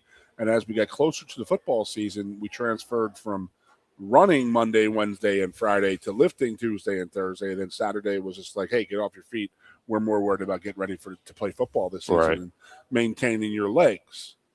Now, you guys have 5 days a week in the building, at least 4 hours a day. Oh, yeah. In the off season. Yep. Well, the good news is Matt Campbell's a little more what do you call that? Has the player's best interest at heart. Yeah, it understands that burnout is real, and that's kind of what it felt like happened last year. And he understands some of the guys on the team. Oh yeah, the work-life balance, and that's not to say you're not. It's pretty crazy. It's going to be a lot, but the thing is, you are not being in the building 4 hours a day in June instead of being in there for an hour and 45 minutes is not going to change much. Let me just tell you what, like if.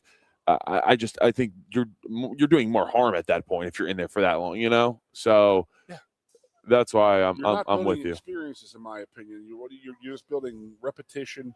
You're having walkthroughs and you're watching film. You're just I can tell you, dudes out summer. We watch this stuff already, So during the summer now, that's the biggest thing from talking to guys. The summer is so much more fun again because I remember 2021. There was more rules in place. And all we had was morning workouts. It was 5 days a week. But when you were done with your workout, it worked your tails off. It worked your tail off, hour, 45 minutes probably. You gave it. And then you had the rest of your day. And then Saturday, Sunday were off. Summers were awesome. Then going to my second year, the NCAA allows these rules where you can have it during the summer. They added these like walk-through practices that you can basically do.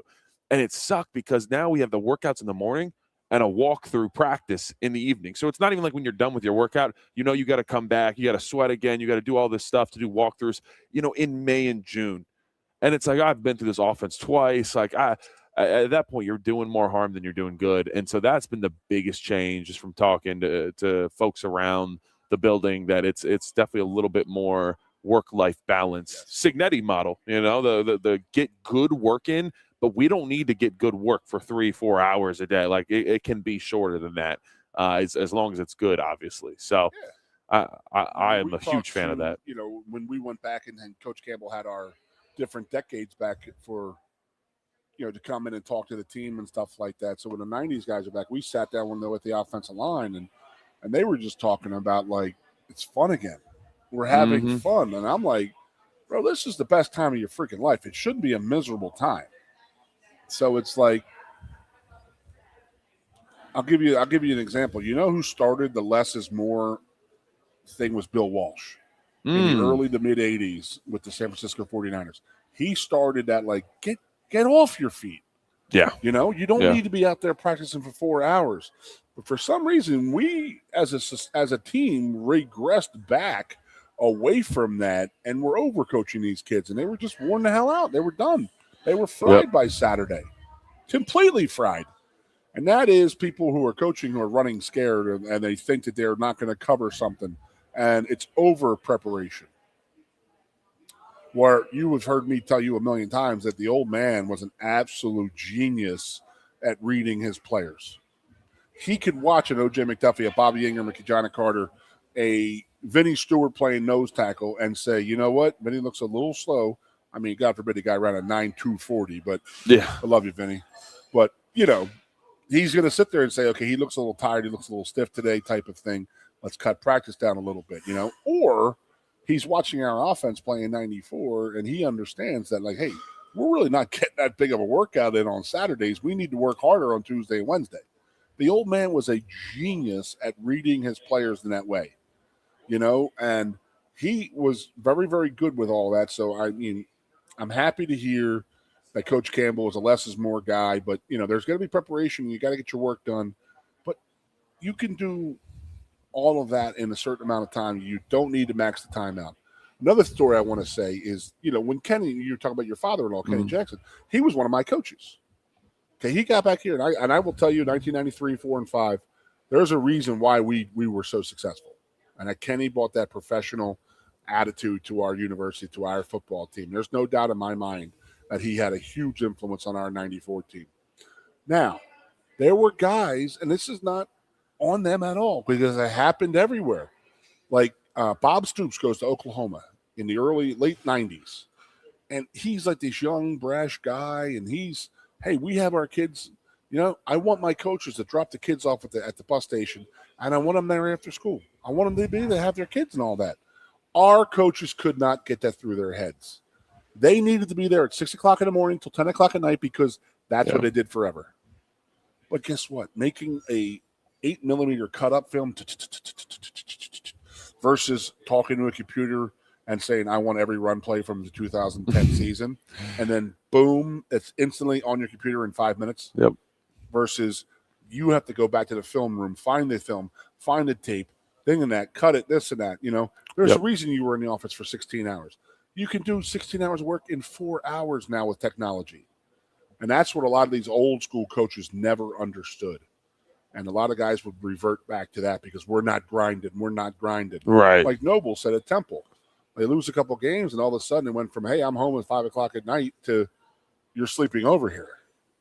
Yeah. Like, okay, there's something wrong here. I mean, I know we're not winning, but that's not going to change anything. So that's a big thing that happened to us. So, all right, let's get into the big one, buddy. Brendan Sorsby, who has been the main story, really, of the past couple months here. The Cincinnati quarterback that transferred to Texas Tech. It was rumored $4 or $5 million. Texas Tech's paying him for one season, trying to get their championship. And comes out that while he had originally went to Indiana, transferred to Cincinnati, now at Tech, and he was gambling since he was at Indiana. And did he bring this up, or was it found out? It was found out. Okay. And so he knew his booty was cooked. He knew. The assumption is he knew for a long time. It is known for a fact that Cincinnati knew, I believe, at least since 2024, but I want to say 23 because he transferred. He was at Indiana just in 22, then went to Cincinnati. And they knew, and they still played. Cincinnati knew, and yep. So they are aware, and that Cincinnati knowing is one of the things that gets brought up sometimes, but it's funny because people really aren't talking about it. That Texas Tech was really taking a lot of the heat, which I mean, rightfully so. They should have instantly said we're not going to play him because this is not worth. Because you saw the outrage that was coming at Tech for the fact that you got a judge to say, yeah, he can play, and he did the cardinal sin, which is bet on your own team, bet on Well, it's tough. First things first is that their big money guy bringing Penn State into the situation was a BS call. Oh yeah, the Cody Campbell guy. Jerk off move, in my opinion, on his part. It wasn't even an educated thing to say because if he knew, he knows that there were people fired. There was a lot of turmoil that happened here, and none of that happened. That was ridiculous. Yep. I was not a fan of that then, and I'm not a fan of that now. So no, I sort of wanted the dude to apologize, like, hey, I misspoke and stuff like that, because that guy can kiss my big old what. You can tell he thinks he's the owner. He thinks he's the owner of the Texas Tech football team, which he might as well be. He's Mark Cuban. He is the epitome of what college football is now. It's weird because he played as an offensive lineman. Usually we're not. Like I know. That, no. Just became a multi-billionaire trained killer. There we go. Pagula, in my opinion, with a lot more mouth. Yeah, right. He has the same wallet, but a lot more mouth. So a lot of Twitter fingers. So what get me going here a little bit is that the Sorsby thing. So that I didn't know the Cincinnati knew about it and Texas Tech knew about it. So the Texas Tech tries to get them help. So because they knew it was coming out. If no one had said anything, it's like Michael Vick when he's dog killing. Right. Oh, he apologized and he did his time and I don't care if he wasn't caught. Would he have stopped doing that, and would he apologized? And the answer is no. No. Now, I understand he paid his debt to society. I get it. I understand it, and I appreciate that, because I don't think Michael Vick's a bad person. I think he was under circumstances, all this and all that, but does not forgive him for what he did. But whatever. So the Sorsby cat, what I'm furious at right now, and I mean furious, and I think you know where I'm going to go with this, and that is the complete. We're talking about the hypocrisy of the NCAA. Let's talk about the hypocrisy of the NFL, where how many times, and I can name 3 people off the top of my head right now: Urban Meyer, Pete Carroll, Jim Harbaugh, dead to rights with sanctions coming. And maybe I should take Urban out of that. You know what I mean? Maybe he didn't. Maybe he didn't. That wasn't his thing. Maybe he wasn't going to get caught, but I can tell you. Pete Carroll. Oh, yeah. He did some. Pete Carroll and Jim Harbaugh. Okay? No one said a word to them when they escaped to the NFL because the NCAA was coming, and they were going to find them and suspend them. Yeah. So they go run to the NCAA. They run to the NFL, and the NFL says, Jimmy, Pete, yes, we love you. Come here. We love you. Hug them up, this and that. And now you got a kid, Sorsby, who has been suspended by the NCAA for 12 months. So he was already suspended. So now the NFL says, no, we're not going to have a supplemental draft because you broke those rules. You need to pay those ramifications. It's complete hypocrisy. Well, yeah, I think there's a lot wrong with it. I think in the I was reading the statement from the NFL that they gave to Sorsby and basically put out, and part of the thing was they said that the fact that he only submitted the stuff 3 days before the deadline, and that they essentially made it seem like he took too long. And I'm like, well, then why even put the deadline where the deadline is? He hit the deadline. He had completed everything they wanted, though. They did say that, which I think is so interesting. So it seems like his lawyers are not doing super great by him. It seems like they're doing maybe not the sharpest job of making sure everything's in order. And maybe there was a reason. Maybe they didn't turn some stuff over because it would have looked really bad at how it looked. But I think what's tough right now in this situation is it's easy to be like to be on the side that you understand, because we all know the cardinal sin is gambling on your own team in either collegiate or pro sports. That is very serious. But I think people struggle with it because there's so many other things that happens to guys in the NFL, NBA, whether domestic abuse, name anything, whether drunk driving, literally, kill someone, and they're able to go to the jail. There's many people that have went to prison, came out and played again. This and that. You can have multiple times, but if you gamble one time, they're out. And so I think, but then forget about the ultimate hypocrisy. is that the people doing the suspending are collecting money. That's what I was from these going gambling for. sites. So then it's like, how are you putting this for every single pregame show? I'm getting the over, the under, it's shoved in my face. I'm getting everybody on the panel has to give their best bet to the audience and say, don't forget 20% off on DraftKings. Don't you do it. I mean, and one thing I will say, I have a suspicion that, I can't confirm, but I'll just say, I know a lot of people all around the country that played college ball.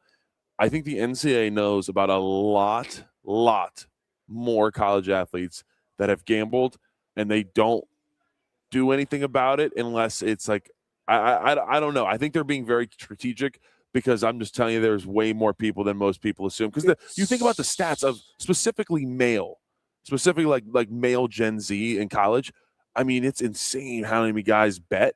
So you think just because a guy plays ball, I mean, now they're smart, they understand they can't do that.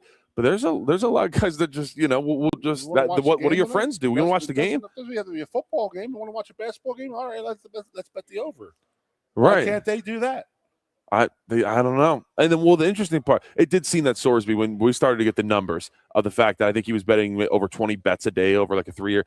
That's a problem. He definitely has an issue, an Arch Leaster issue. Well, because I think people naturally, when they said he's checked into rehab, everybody said, "Oh, that's BS. That's a cop out." When I heard 20 bets a day, I'm like, and that he was betting on overseas, like he was ping pong overseas. It wasn't like who doesn't do that. The European Dart League is easy darts, money, baby. Oh man. But I'm telling you, so he clearly did have an actual problem. But I think that's the biggest problem. Whichever side you're on, there is a very valid argument from the other side. I understand, like, once again, it was the cardinal sin. But on the flip side, the way that these leagues are funded now is all through DraftKings and FanDuel. And I mean, I'll just tell you from knowing people in media now and doing what I do, I'll talk to them and they'll say their gambling sponsor is paying 3 times more than any other sponsor out there because they can just push it. They do, they have so much money. So it's ridiculous. So I have told you before how they got into this world, but for those of you who are listening or watching, okay, let me give you any indication of anybody who went to Penn State or to any other college or any other city or actually has ever drank an alcoholic beverage in any kind of bar, and there's a promo night. Remember the promo nights back in the day when Miller Lite would come in and say, "Hey, drink these Miller Lights. They're $2. They're a $2 special." You know what I mean? That's the special of the day. Or, hey, we have this new beer, Bud Ice. Try this beer. This and that. So that's my college era, was when people would go to bars and they would hand out, drinks, drink tickets, beer tickets, trying to push their beer.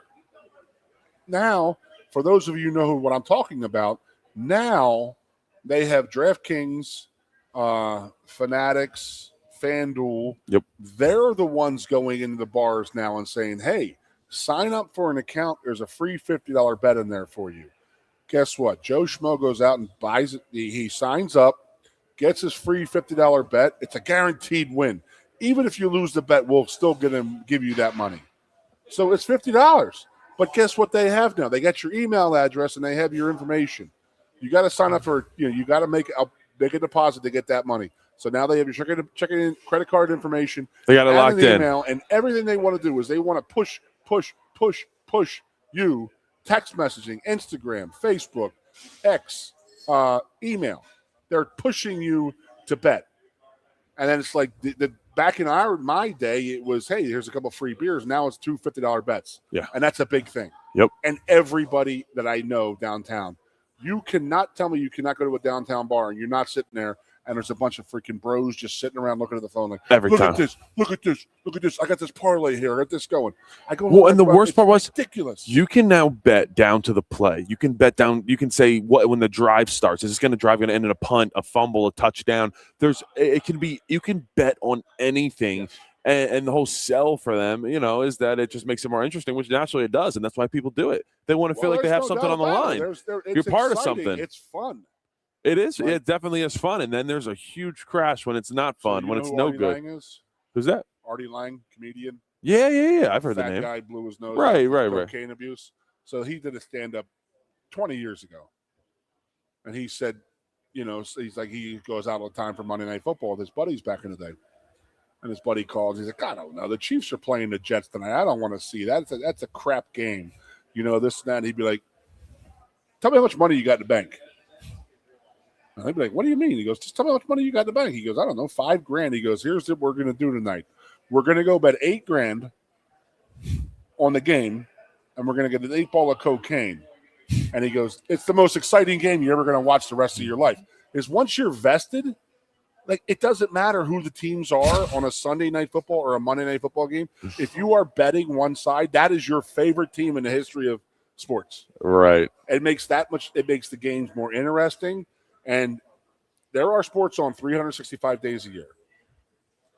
And they have hammered these young kids. They are all doing it. Every one of them, the people with the parents out there who are listening, your kids are gambling. Trust me. And the most interesting thing that happens a lot of the time is, people using their parents or relatives' info, because you can't use your own. You're not 21. Yeah, if you're not 21, you can't use it. So that's the thing that's happening. He's in trouble for that. Yes, he is. Because I think that the state of Indiana is illegal to place bets in Indiana, so he was using the legal. Yes, and it's also legal in Texas. I know. So he was fine when he was making bets in Cincinnati, and I was, but down in Texas, that's what they said. He's been sending people money to make bets for him. Correct. That's now considered. Yeah, wire fraud. So now you're dealing with wire fraud. You're dealing with multiple states because it was being sent across state line. He's got a whole thing on his hands. So, it's clear the NFL wants to protect their product, and this is their non-negotiable. Now, what I think is it's tough because I understand that. I understand that they need to protect their product because do you not think, no matter what, think about how social media is now. Now, if Sorsby went to a team and he was the starting quarterback in any period of time, 2 years from now, are you telling me if he doesn't have a perfect game every game, at the moment he has 2 interceptions, I bet he was betting against us. Sure. And that's why I think his career truly at its core is ruined, NFL or not, just because that stink is going to be on him of any bad game. Oh, I bet. Yep, he bet against us. Wow, he sold us out. And that's all he's going to hear. That is where people get a little upset, is that there's not a stigma that, like, oh, he's drunk again. If a guy's getting a DUI before a game or night after a game, or he beats his wife, or he gets assault and battery somewhere, gets in trouble. But then the gambling thing, because that is the cardinal rule. Yep. That is the biggest rule in sports, is that you've taken the sanctity out of the game. If you suspect that there's any kind of fixing going on, people will pull out and get out. And that's what the gambling companies don't want. So I am very, very, very interested to see if the NFL will ever allow this kid in. Because I think that, if they're going to say Kaepernick was colluded against and this kid doesn't get drafted next year, like, he has to wait a whole nother year to get drafted. He goes undrafted next year, which would not surprise me. No, it's possible. If the NFL talked to those coaches, if those coaches all come together and say, hey, we're not signing this guy. Like, this is a bad look for our league. That ain't right. Yeah. And they could easily right. tell all the teams, you don't touch this guy. And I think everybody would but get it. They won't do it in email again like they did with the Kaepernick. No. They'll lose that money. They'll lose that money all the time. That would not be good. No, but I really think that the NFL will band together and say, hey, you know what? We don't want you. You have a lifetime ban from the NFL. Yeah. Okay, now let's go back to this. If that kid was the Heisman Trophy winner, if Sorsby was the Heisman Trophy winner, Mendoza type. I love Mendoza. I think he's straight as an arrow and this and that. But if he had won the Heisman and he's the first overall pick in the draft, are they doing that to him? No. I think they still let him in. It would still no matter who, since you're a quarterback, no matter what, I think that's going to be tough. Just because you're the guy everybody looks to, whether you win, you lose. So I think he would have definitely gotten more grace, and someone would have drafted him. But no, I think it's just so tough because, like I said, any interception at all, it's a different thing. If you're a defensive end and you do it, if someone can say there's just not as much attention on you, sure. There's no the tangible stat of an interception when you are a known better on your own team. The fact that that's a possibility every time it happens. that is what people are going to say anytime they're pissed off. Because fans are we're all fans of stuff. We're looking for stuff to blame. Sure. And if I can easily say this is our Well, quarterback's I lose a bet cheating, because of him, I'm going to say he bet against himself. right. So that's what I mean by it. No matter what, at the quarterback position, the betting on yourself thing is a killer. If it was any other position, maybe besides kicker, that's pretty bad too. I think you could get away with it, but there's just it's too difficult with a quarterback. Do you think he gets a shot in the NFL? Oh, yeah. I'm going to say that someone gives him a shot against league wishes, and it won't work. I think they're going to see very quickly that it's not worth it, and I bet he flames out within 2 years. That's my Brendan Sorsby final prediction. He can hang on. The quarterbacks, he's a good player. They hang on for 4 or 5 years. Yeah. They get their pensions because if they can learn the offenses and learn multiple offenses and run them, they can spend a lot of time because there's 3 of those guys at the position. 3. Yeah. There's only one kicker, only one punter, one snapper. You got 3, sometimes 4 quarterbacks on the roster. So I think that he will get a shot in the NFL. I don't think he deserves it. And I think the NFL, they're playing with a little bit of fire, in my opinion, when it comes down to that, because like my man just said here, the first interception he throws, people are going to go absolutely flip out and start screaming, it's fixed, it's fixed, it's fixed. So, no, but, I mean, what is your feeling, Landon? Do you feel as if the NFL, I mean, we all know that they're hypocrites on how they do this, but for them to say, no, you can't play in the NFL because you have to pay your dues to the NCAA, which you screwed up at. But we're not going to hold Jim Harbaugh or Pete Carroll and people of their ilk accountable. Chip Kelly, did Chip leave Oregon under weird circumstances to go to the Eagles? No, I don't think it was too. No, I don't think so. But you definitely have those just two. Say Harbaugh and Pete Carroll. They were dead to rights. They were going to get fined and suspended, and their schools went through punishment because of them. I know. Where is that hypocrisy? Where is the NFL getting called out saying, why did you not hold Jim Harbaugh responsible that you're going to hold Brandon Sorsby responsible? Yeah, he got suspended by the NCAA. Jim Harbaugh was going to be suspended by the NCAA, but he didn't miss 1 freaking minute of time. Yeah, I don't know. I don't have an answer. I think it's just extremely hypocritical, and I think it's because they're more probably on the coach's side than the player's side, I guess. And once again, their number one investment is that every game that they put out, that being the NFL, that is a legitimate contest. And the second that is threatened, all of it's threatened. All their money's threatened. So once I understand why it is a little bit different. I think if there was a coach that was jumping from his team to a new team and got found to the NFL and got found for gambling, I do think the NFL would say he can't coach in the NFL. I think that if let's say Jim Harbaugh, as he was making that jump, let's say it's right now, let's say he just finished at Michigan in 2023, and he's the Chargers coach in June. Well, hold on. There's precedent set. Terrell Pryor got a 4-game suspension in the NFL because of Tattoo-gate. Right. Because of ramifications from the NCAA, but you're not going to hold Pete Carroll or Jim Harbaugh accountable? I get you. I know. I totally agree. I think it is messed up. At the same time, one thing that's interesting is there was a wide receiver at LSU, Kayshon Boutte, for the Patriots, and who doesn't forget that name? Yeah, right. And he got caught gambling in college. Didn't gamble on his team at all, so it wasn't on his team. Or excuse me, no. It was he had 5 bets on his own team. They were all. I think he bet on himself. They were all positive. They were all that there was no unders that he point shaved. I would have 6 catches. Right. So, but he had that. It was after he got drafted, and nothing happened. The NFL did not punish him, which was interesting. So, and I know in the NFL there are laws to it. There are rules. If you get caught just gambling once and it's not on your own team, you get a certain punishment. It's gonna be it could be half a season. But no matter what, everywhere, if you bet on your own team, which Sorsby did, it's done. But like I said, Kayshon Boutte did the same thing, and he got no punishment. So it's interesting that you're getting both sides. Once again, I think partially it is the quarterback thing. I think that's outside of kicker. That's the worst position to have a gambling problem, because anything bad you do is very identifiable in the stats, and so I think that makes it really, really rough. But like I said, do you think if there was a coach, like I said, let's say it was Harbaugh. Let's say Harbaugh for gambling. For gambling. Yeah, I mean that's a whole different thing. But I'm just saying, just in general. like he was going to get suspended by the NCAA. Right. There's no doubt about it. Absolutely. He was going to get he was going to get kicked out of the NFL by the NCAA for at least a year. So then why did the NFL allow him to escape there, not pay his 1-year suspension? They made Terrell Pryor do it. They're not letting Brandon Soares be in the league.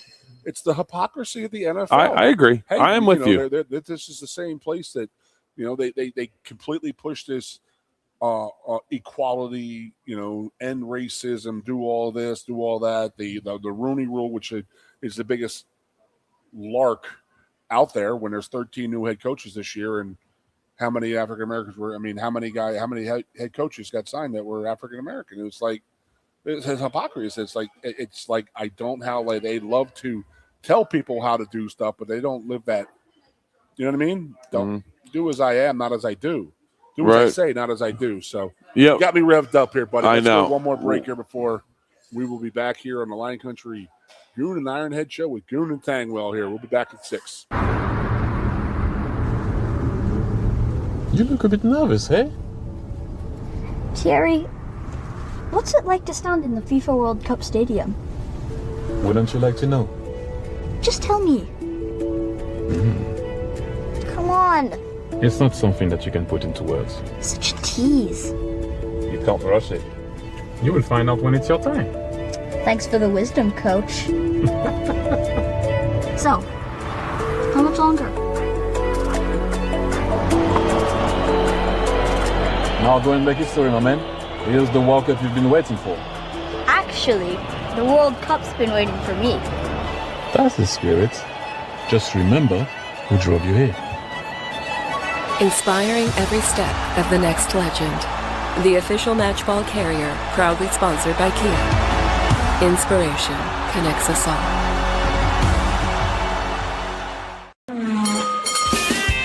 If you love wings, if you love rings, and all kinds of other tempting things, great times, great food, get to Quaker Steak Lube. Get our Best Wings USA signature sauces, mouth-watering appetizers, or any of our delicious award-winning lube favorites. Great times, great food, get to Quaker Steak Lube. I'm the Modelo Recruiter, and I'm looking for fans with good hands and great speed. The ones who stay focused and never miss a play. They go the distance on game day, even when their team is away. I'm always watching, always looking to reward more full-time fans. Because football isn't really football without you. Lusk & Associates Sotheby's International Realty proudly presents the introduction of our new State College office at 314 South Borough Street in State College. At Sotheby's International Realty, we advertise locally, nationally, and internationally, bringing the best of advertising and promotion to each and every one of our properties, big or small. Call now.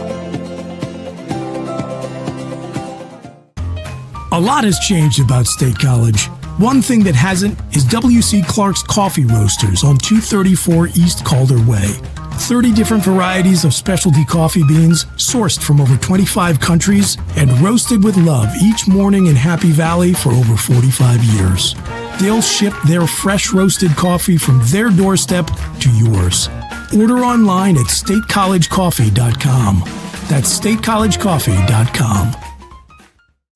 Hi, welcome to Timberland Federal Credit Union, a financial cooperative for its members, tracing all the way back to 1973.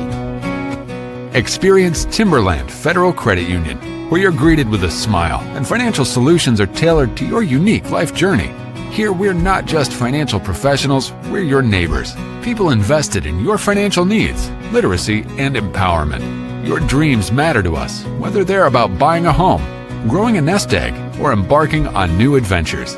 TFCU draws from the past and invests in the future, offering modern tools like online banking to give you the freedom to manage your money practically anytime. Additionally, we're passionate about giving back both time and resources because enhancing our community is at the core of why we're here. Visit TFCU in person or online to learn more about our services and apply for a membership today. WFXX, once again, the Fox, your sports radio. Broadcasting live, loud and proud from Central PA's Sports Authority, WFXS America. 98.7, the Fox State College. Yo, what's going on? This is the Goon and Ironhead show live at Quaker Steak Lube with my man Landon Tengwall here, returning for our fourth segment here. And good show, by the way. Oh, it's been fun. Yeah, a lot of ranting and raving, buddy. Yeah, you Come on, know. give me some rants. I need. We got you're grievances with the freshly NCAA. Married man. I need some grievances, not from the marriage license. It's blissful right now. Oh, absolutely. I'm 14 or 12 years in. Nice. I ain't had a bad day yet. There you go. If you've married the love of your life, it's the beautiful thing. So, Amen, brother. yes, sir. So what do you got? What do we? You're loving the World Cup. Loving the World Cup. I will say Aren't you a big Swiss. Yes, I'm Swedish. I'm Swedish. No, look the what biggest we got going here. Whoa.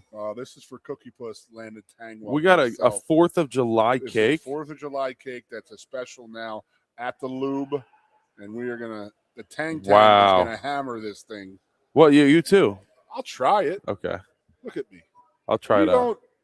I mean, I'll take the my whipped body cream. is a temple.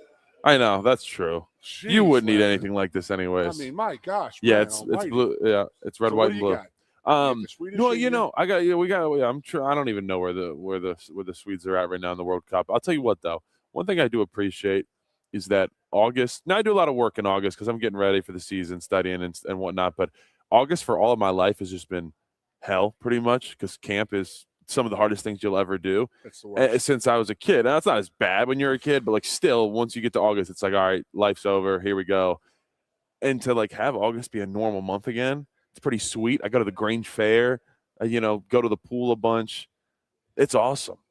So it was just weird for I guess since I was probably like 9-ish.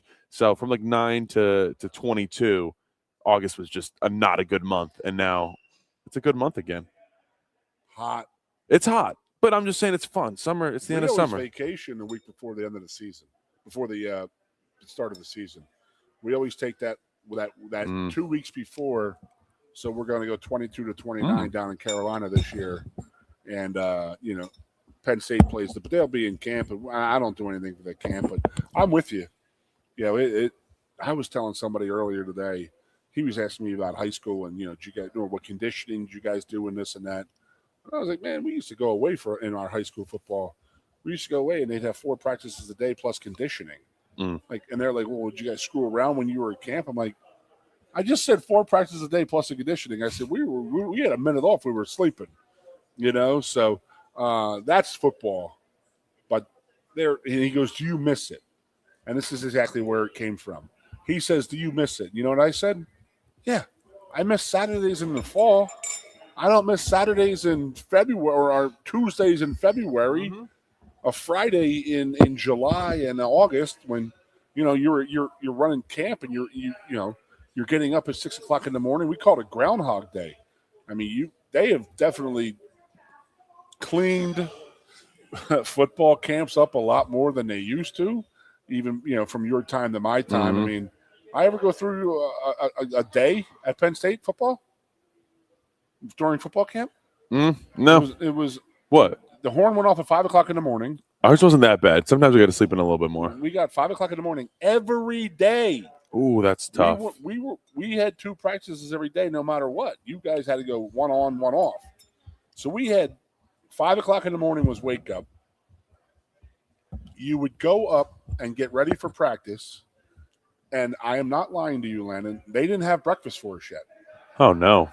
So you did not have your breakfast. So they had what they would call a continental breakfast in the locker room. Milk. They had some bagels. They had some granola bars and bananas. We're winning championships on that, and man. They have orange juice and they have coffee in there. So you go in there and that's what you get a pre-practice meal. And at 7 o'clock in the morning, you are hitting at 7 o'clock in the morning in full pads. The whole point of it was Joe wanted to get the hard practice out of the way.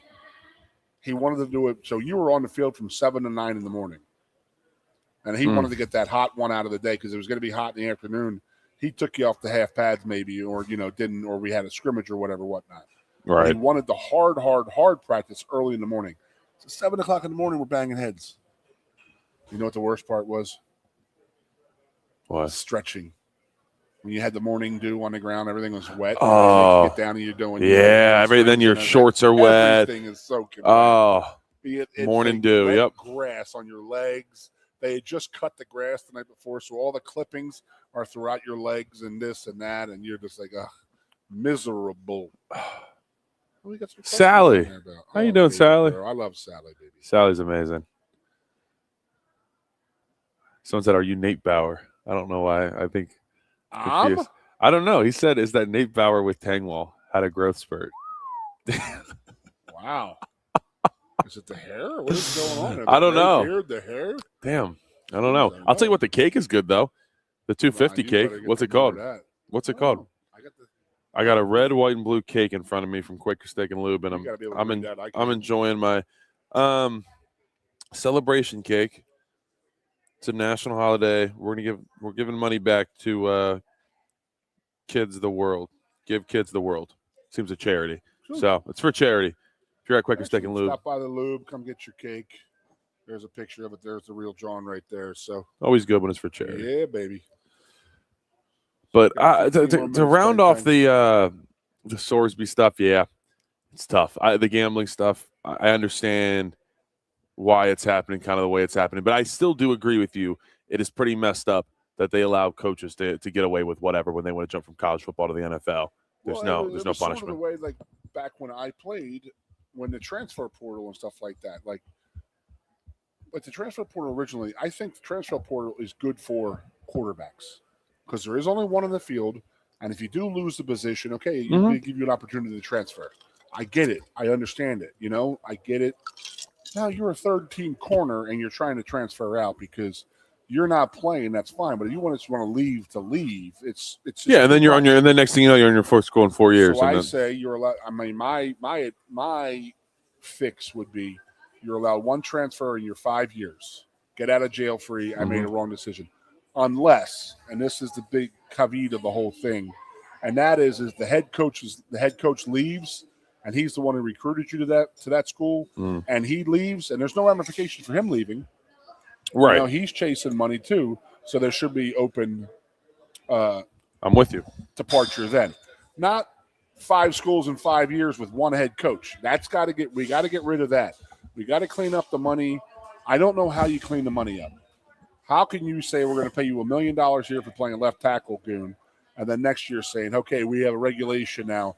We only have a $15 million budget. It's going to have to be a CBA, a collective bargaining agreement with, and I think that's so much further away than most people think. I think it's going to be incredibly hard because who's going to represent for the players on the CBA? I mean, it's harder because NFL guys, at least if you can elect a president and someone that's active in the NFL, like guys can be in the league for a long time. The longest you're in college football is 5 years now. For the 5-for-5 rule, the longest you can be is 5. That's not very long to be able to be on a board and totally spitballing this, brother. What if they get current NFL guys or guys who are in the NFL that are done, that are still recent to college and saying, hey, let's pick your brain rather than trying to say, let's elect a new college, because it's going to switch over every 5 years. I get what you're saying. Collective bargaining. I mean, I'm just trying to figure out how. You're right. It's not going to be easy. No, and I say that I think we are actually at the beginning of the nonsense. Like when we look back on the history of NIL, once we get to a collective bargaining agreement and it's not really NIL anymore, and we look back on the history, I think we're going to remember this as still as the early stages. That's my prediction, which I know sounds awful to most people, but I think it's going to take a while. I think there could be changing of people. I mean, Big Ten, SEC, there's rumors of them wanting to create a super league, and there's a reason they've been trying to push. Why is the NCAA even involved? Because they don't want to lose. I mean, they don't want to lose money. Who? They got. I'm saying the NCAA doesn't. Well, if the NCAA lost the Big Ten and the SEC, why do they want? Why do they need them? Why do they need them? Create your own league. Make 4 super conferences, and then that's a whole nother show for us, Tengwall. It's like, okay, We have 18 Big Ten schools right now. Okay, would we start relegating teams? Bye-bye Rutgers, bye-bye Purdue, well, and the bye-bye biggest thing, Northwestern, and bye Maryland. and the rumors are, and like I said, there's a reason that I'm sure the NCAA had a hand in. Imagine those lawsuits. Oh, yeah. And you're taking the $300 million away from schools? I know. And you can imagine the NCAA, because there was legislation being pushed through, the Save College Act, all that stuff that was trying to stop any super conferences from happening, where essentially it was going to be Big Ten, SEC, grab, Miami, maybe grab a Texas Tech, grab a couple other top schools, and boom, you're 30-something teams in a new league that has a new contract. But my question is, I think you got to be careful here, because you were playing with free money when you were the NCAA. You had these fan bases that loved their teams because they went to that school, or it means something to them for some reason, because a family member, whatever it is. But you're in danger of possibly losing that, and I think they've already lost some.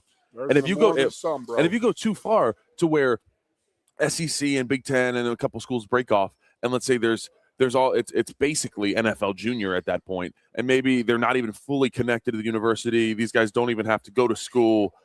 You're telling me that's not going to hurt morale? And if your team's 12-0, that's fine. You're still going to have a packed stadium, or if you're a top team. But you start doing that and separating the team from the school and the spirit of the university. I don't know. I think that starts to get pretty difficult to sell that to the fans. And I don't know. I think that you got to be careful that you are not thinking about the fans at all if you're college football as a whole, because you don't want to start to lose this. And let's just go Super Conference, 64 teams.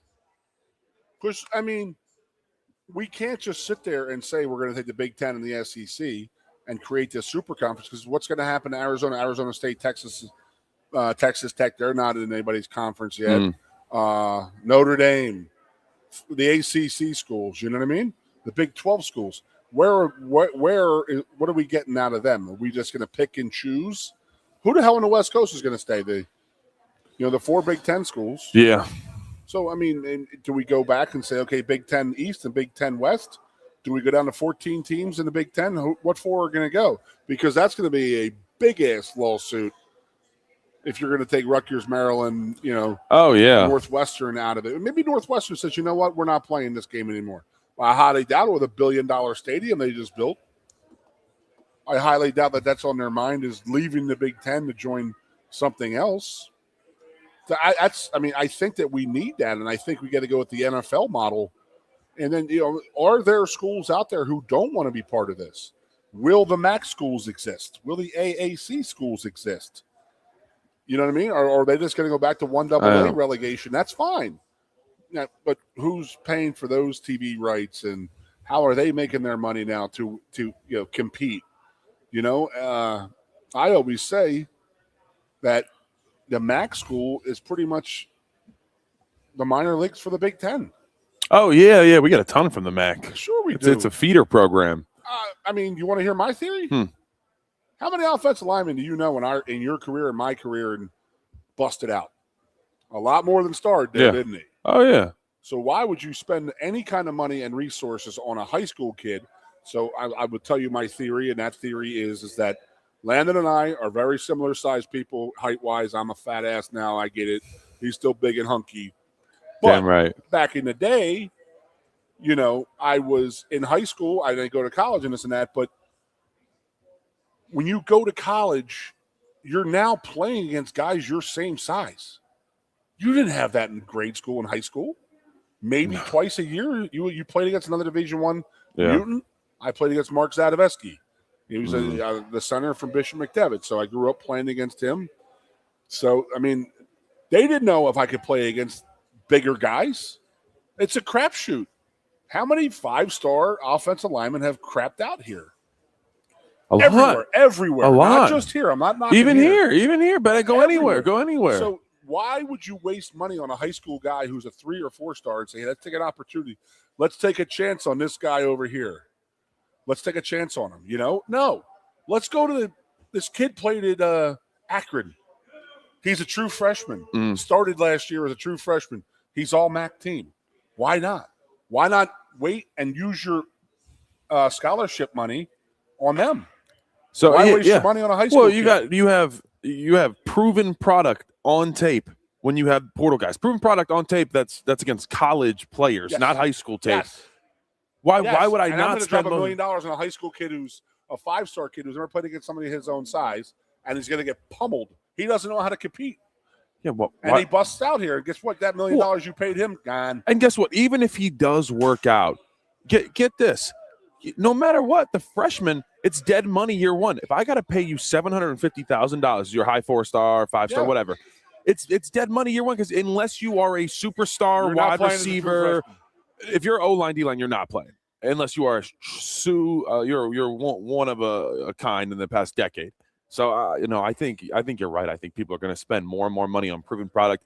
I'm curious to see. Take more money, put your offensive line money towards guys that are proven in the MAC and in the AAC, even in the ACC, and saying, "Hey, dude, you were great last year at UVA, but you know what? You want to come play in the Big Ten? I'm going to pay you because I know you can play." Versus you're paying it at a high school senior who you know is not going to play till a sophomore year at least. Because I will tell you this, and Brandon will tell you this, and him and I have said this conversation before many times. If you are expecting your true freshman to come in and play for you, you are not a good Division I program on the offensive line. Yeah. Wide receiver, skill players, I get it. That's a pretty easy position. Versus, because you're playing against guys your own speed. What I'm saying offensive line-wise, you're not – I was definitely, as an 18-year-old kid, you were not big enough. You were not strong enough to play as a true freshman. No. I was not. No. My friend Butcher McFarland, absolutely not. So, yeah, he was good enough, and he did play. So, we're going to jump out here, guys. We do have off next week for July 4th. We do want to say this. God bless America, baby. Good luck. Oh! Fumble on the this cake. Is why you don't have offensive linemen. Don't give us holding anything. the football.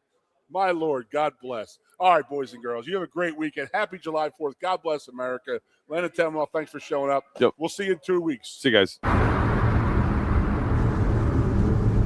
You look a bit nervous, hey? Thierry, what's it like to stand in the FIFA World Cup stadium? Wouldn't you like to know? Just tell me. Come on. It's not something that you can put into words. Such a tease. You can't rush it. You will find out when it's your time. Thanks for the wisdom, coach. So, how much longer? Now go and make history, my man. Here's the World Cup you've been waiting for. Actually, the World Cup's been waiting for me. That's the spirit. Just remember who drove you here. Inspiring every step of the next legend. The official matchball carrier, proudly sponsored by Kia. Inspiration connects us all.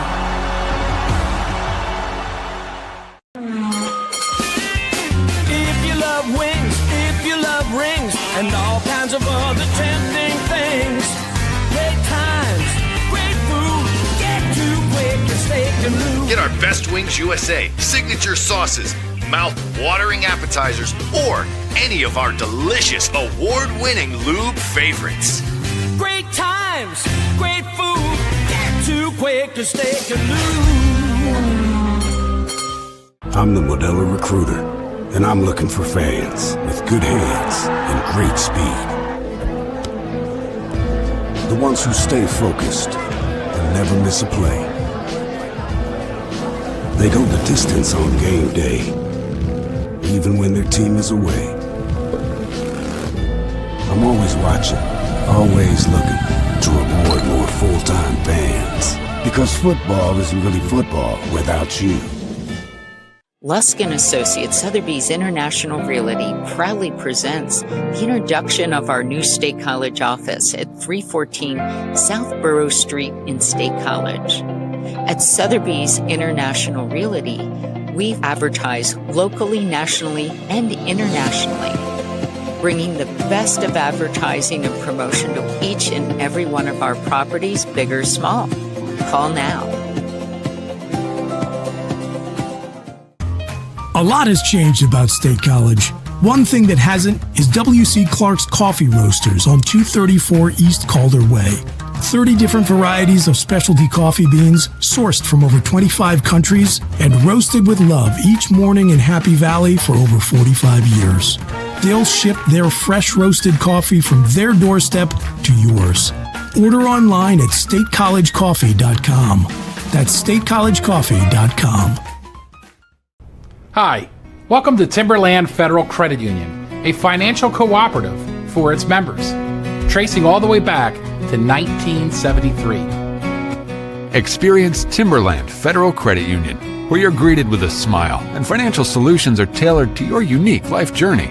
Here, we're not just financial professionals, we're your neighbors, people invested in your financial needs, literacy, and empowerment.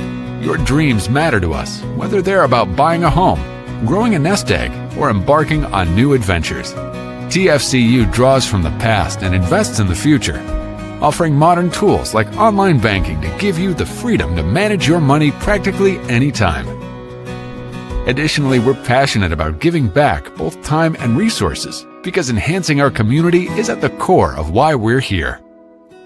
Visit TFCU in person or online to learn more about our services and apply for a membership today. WFXX, once again, The Fox, your sports radio. Broadcasting live, loud and proud from Central PA's Sports Authority, WFXX.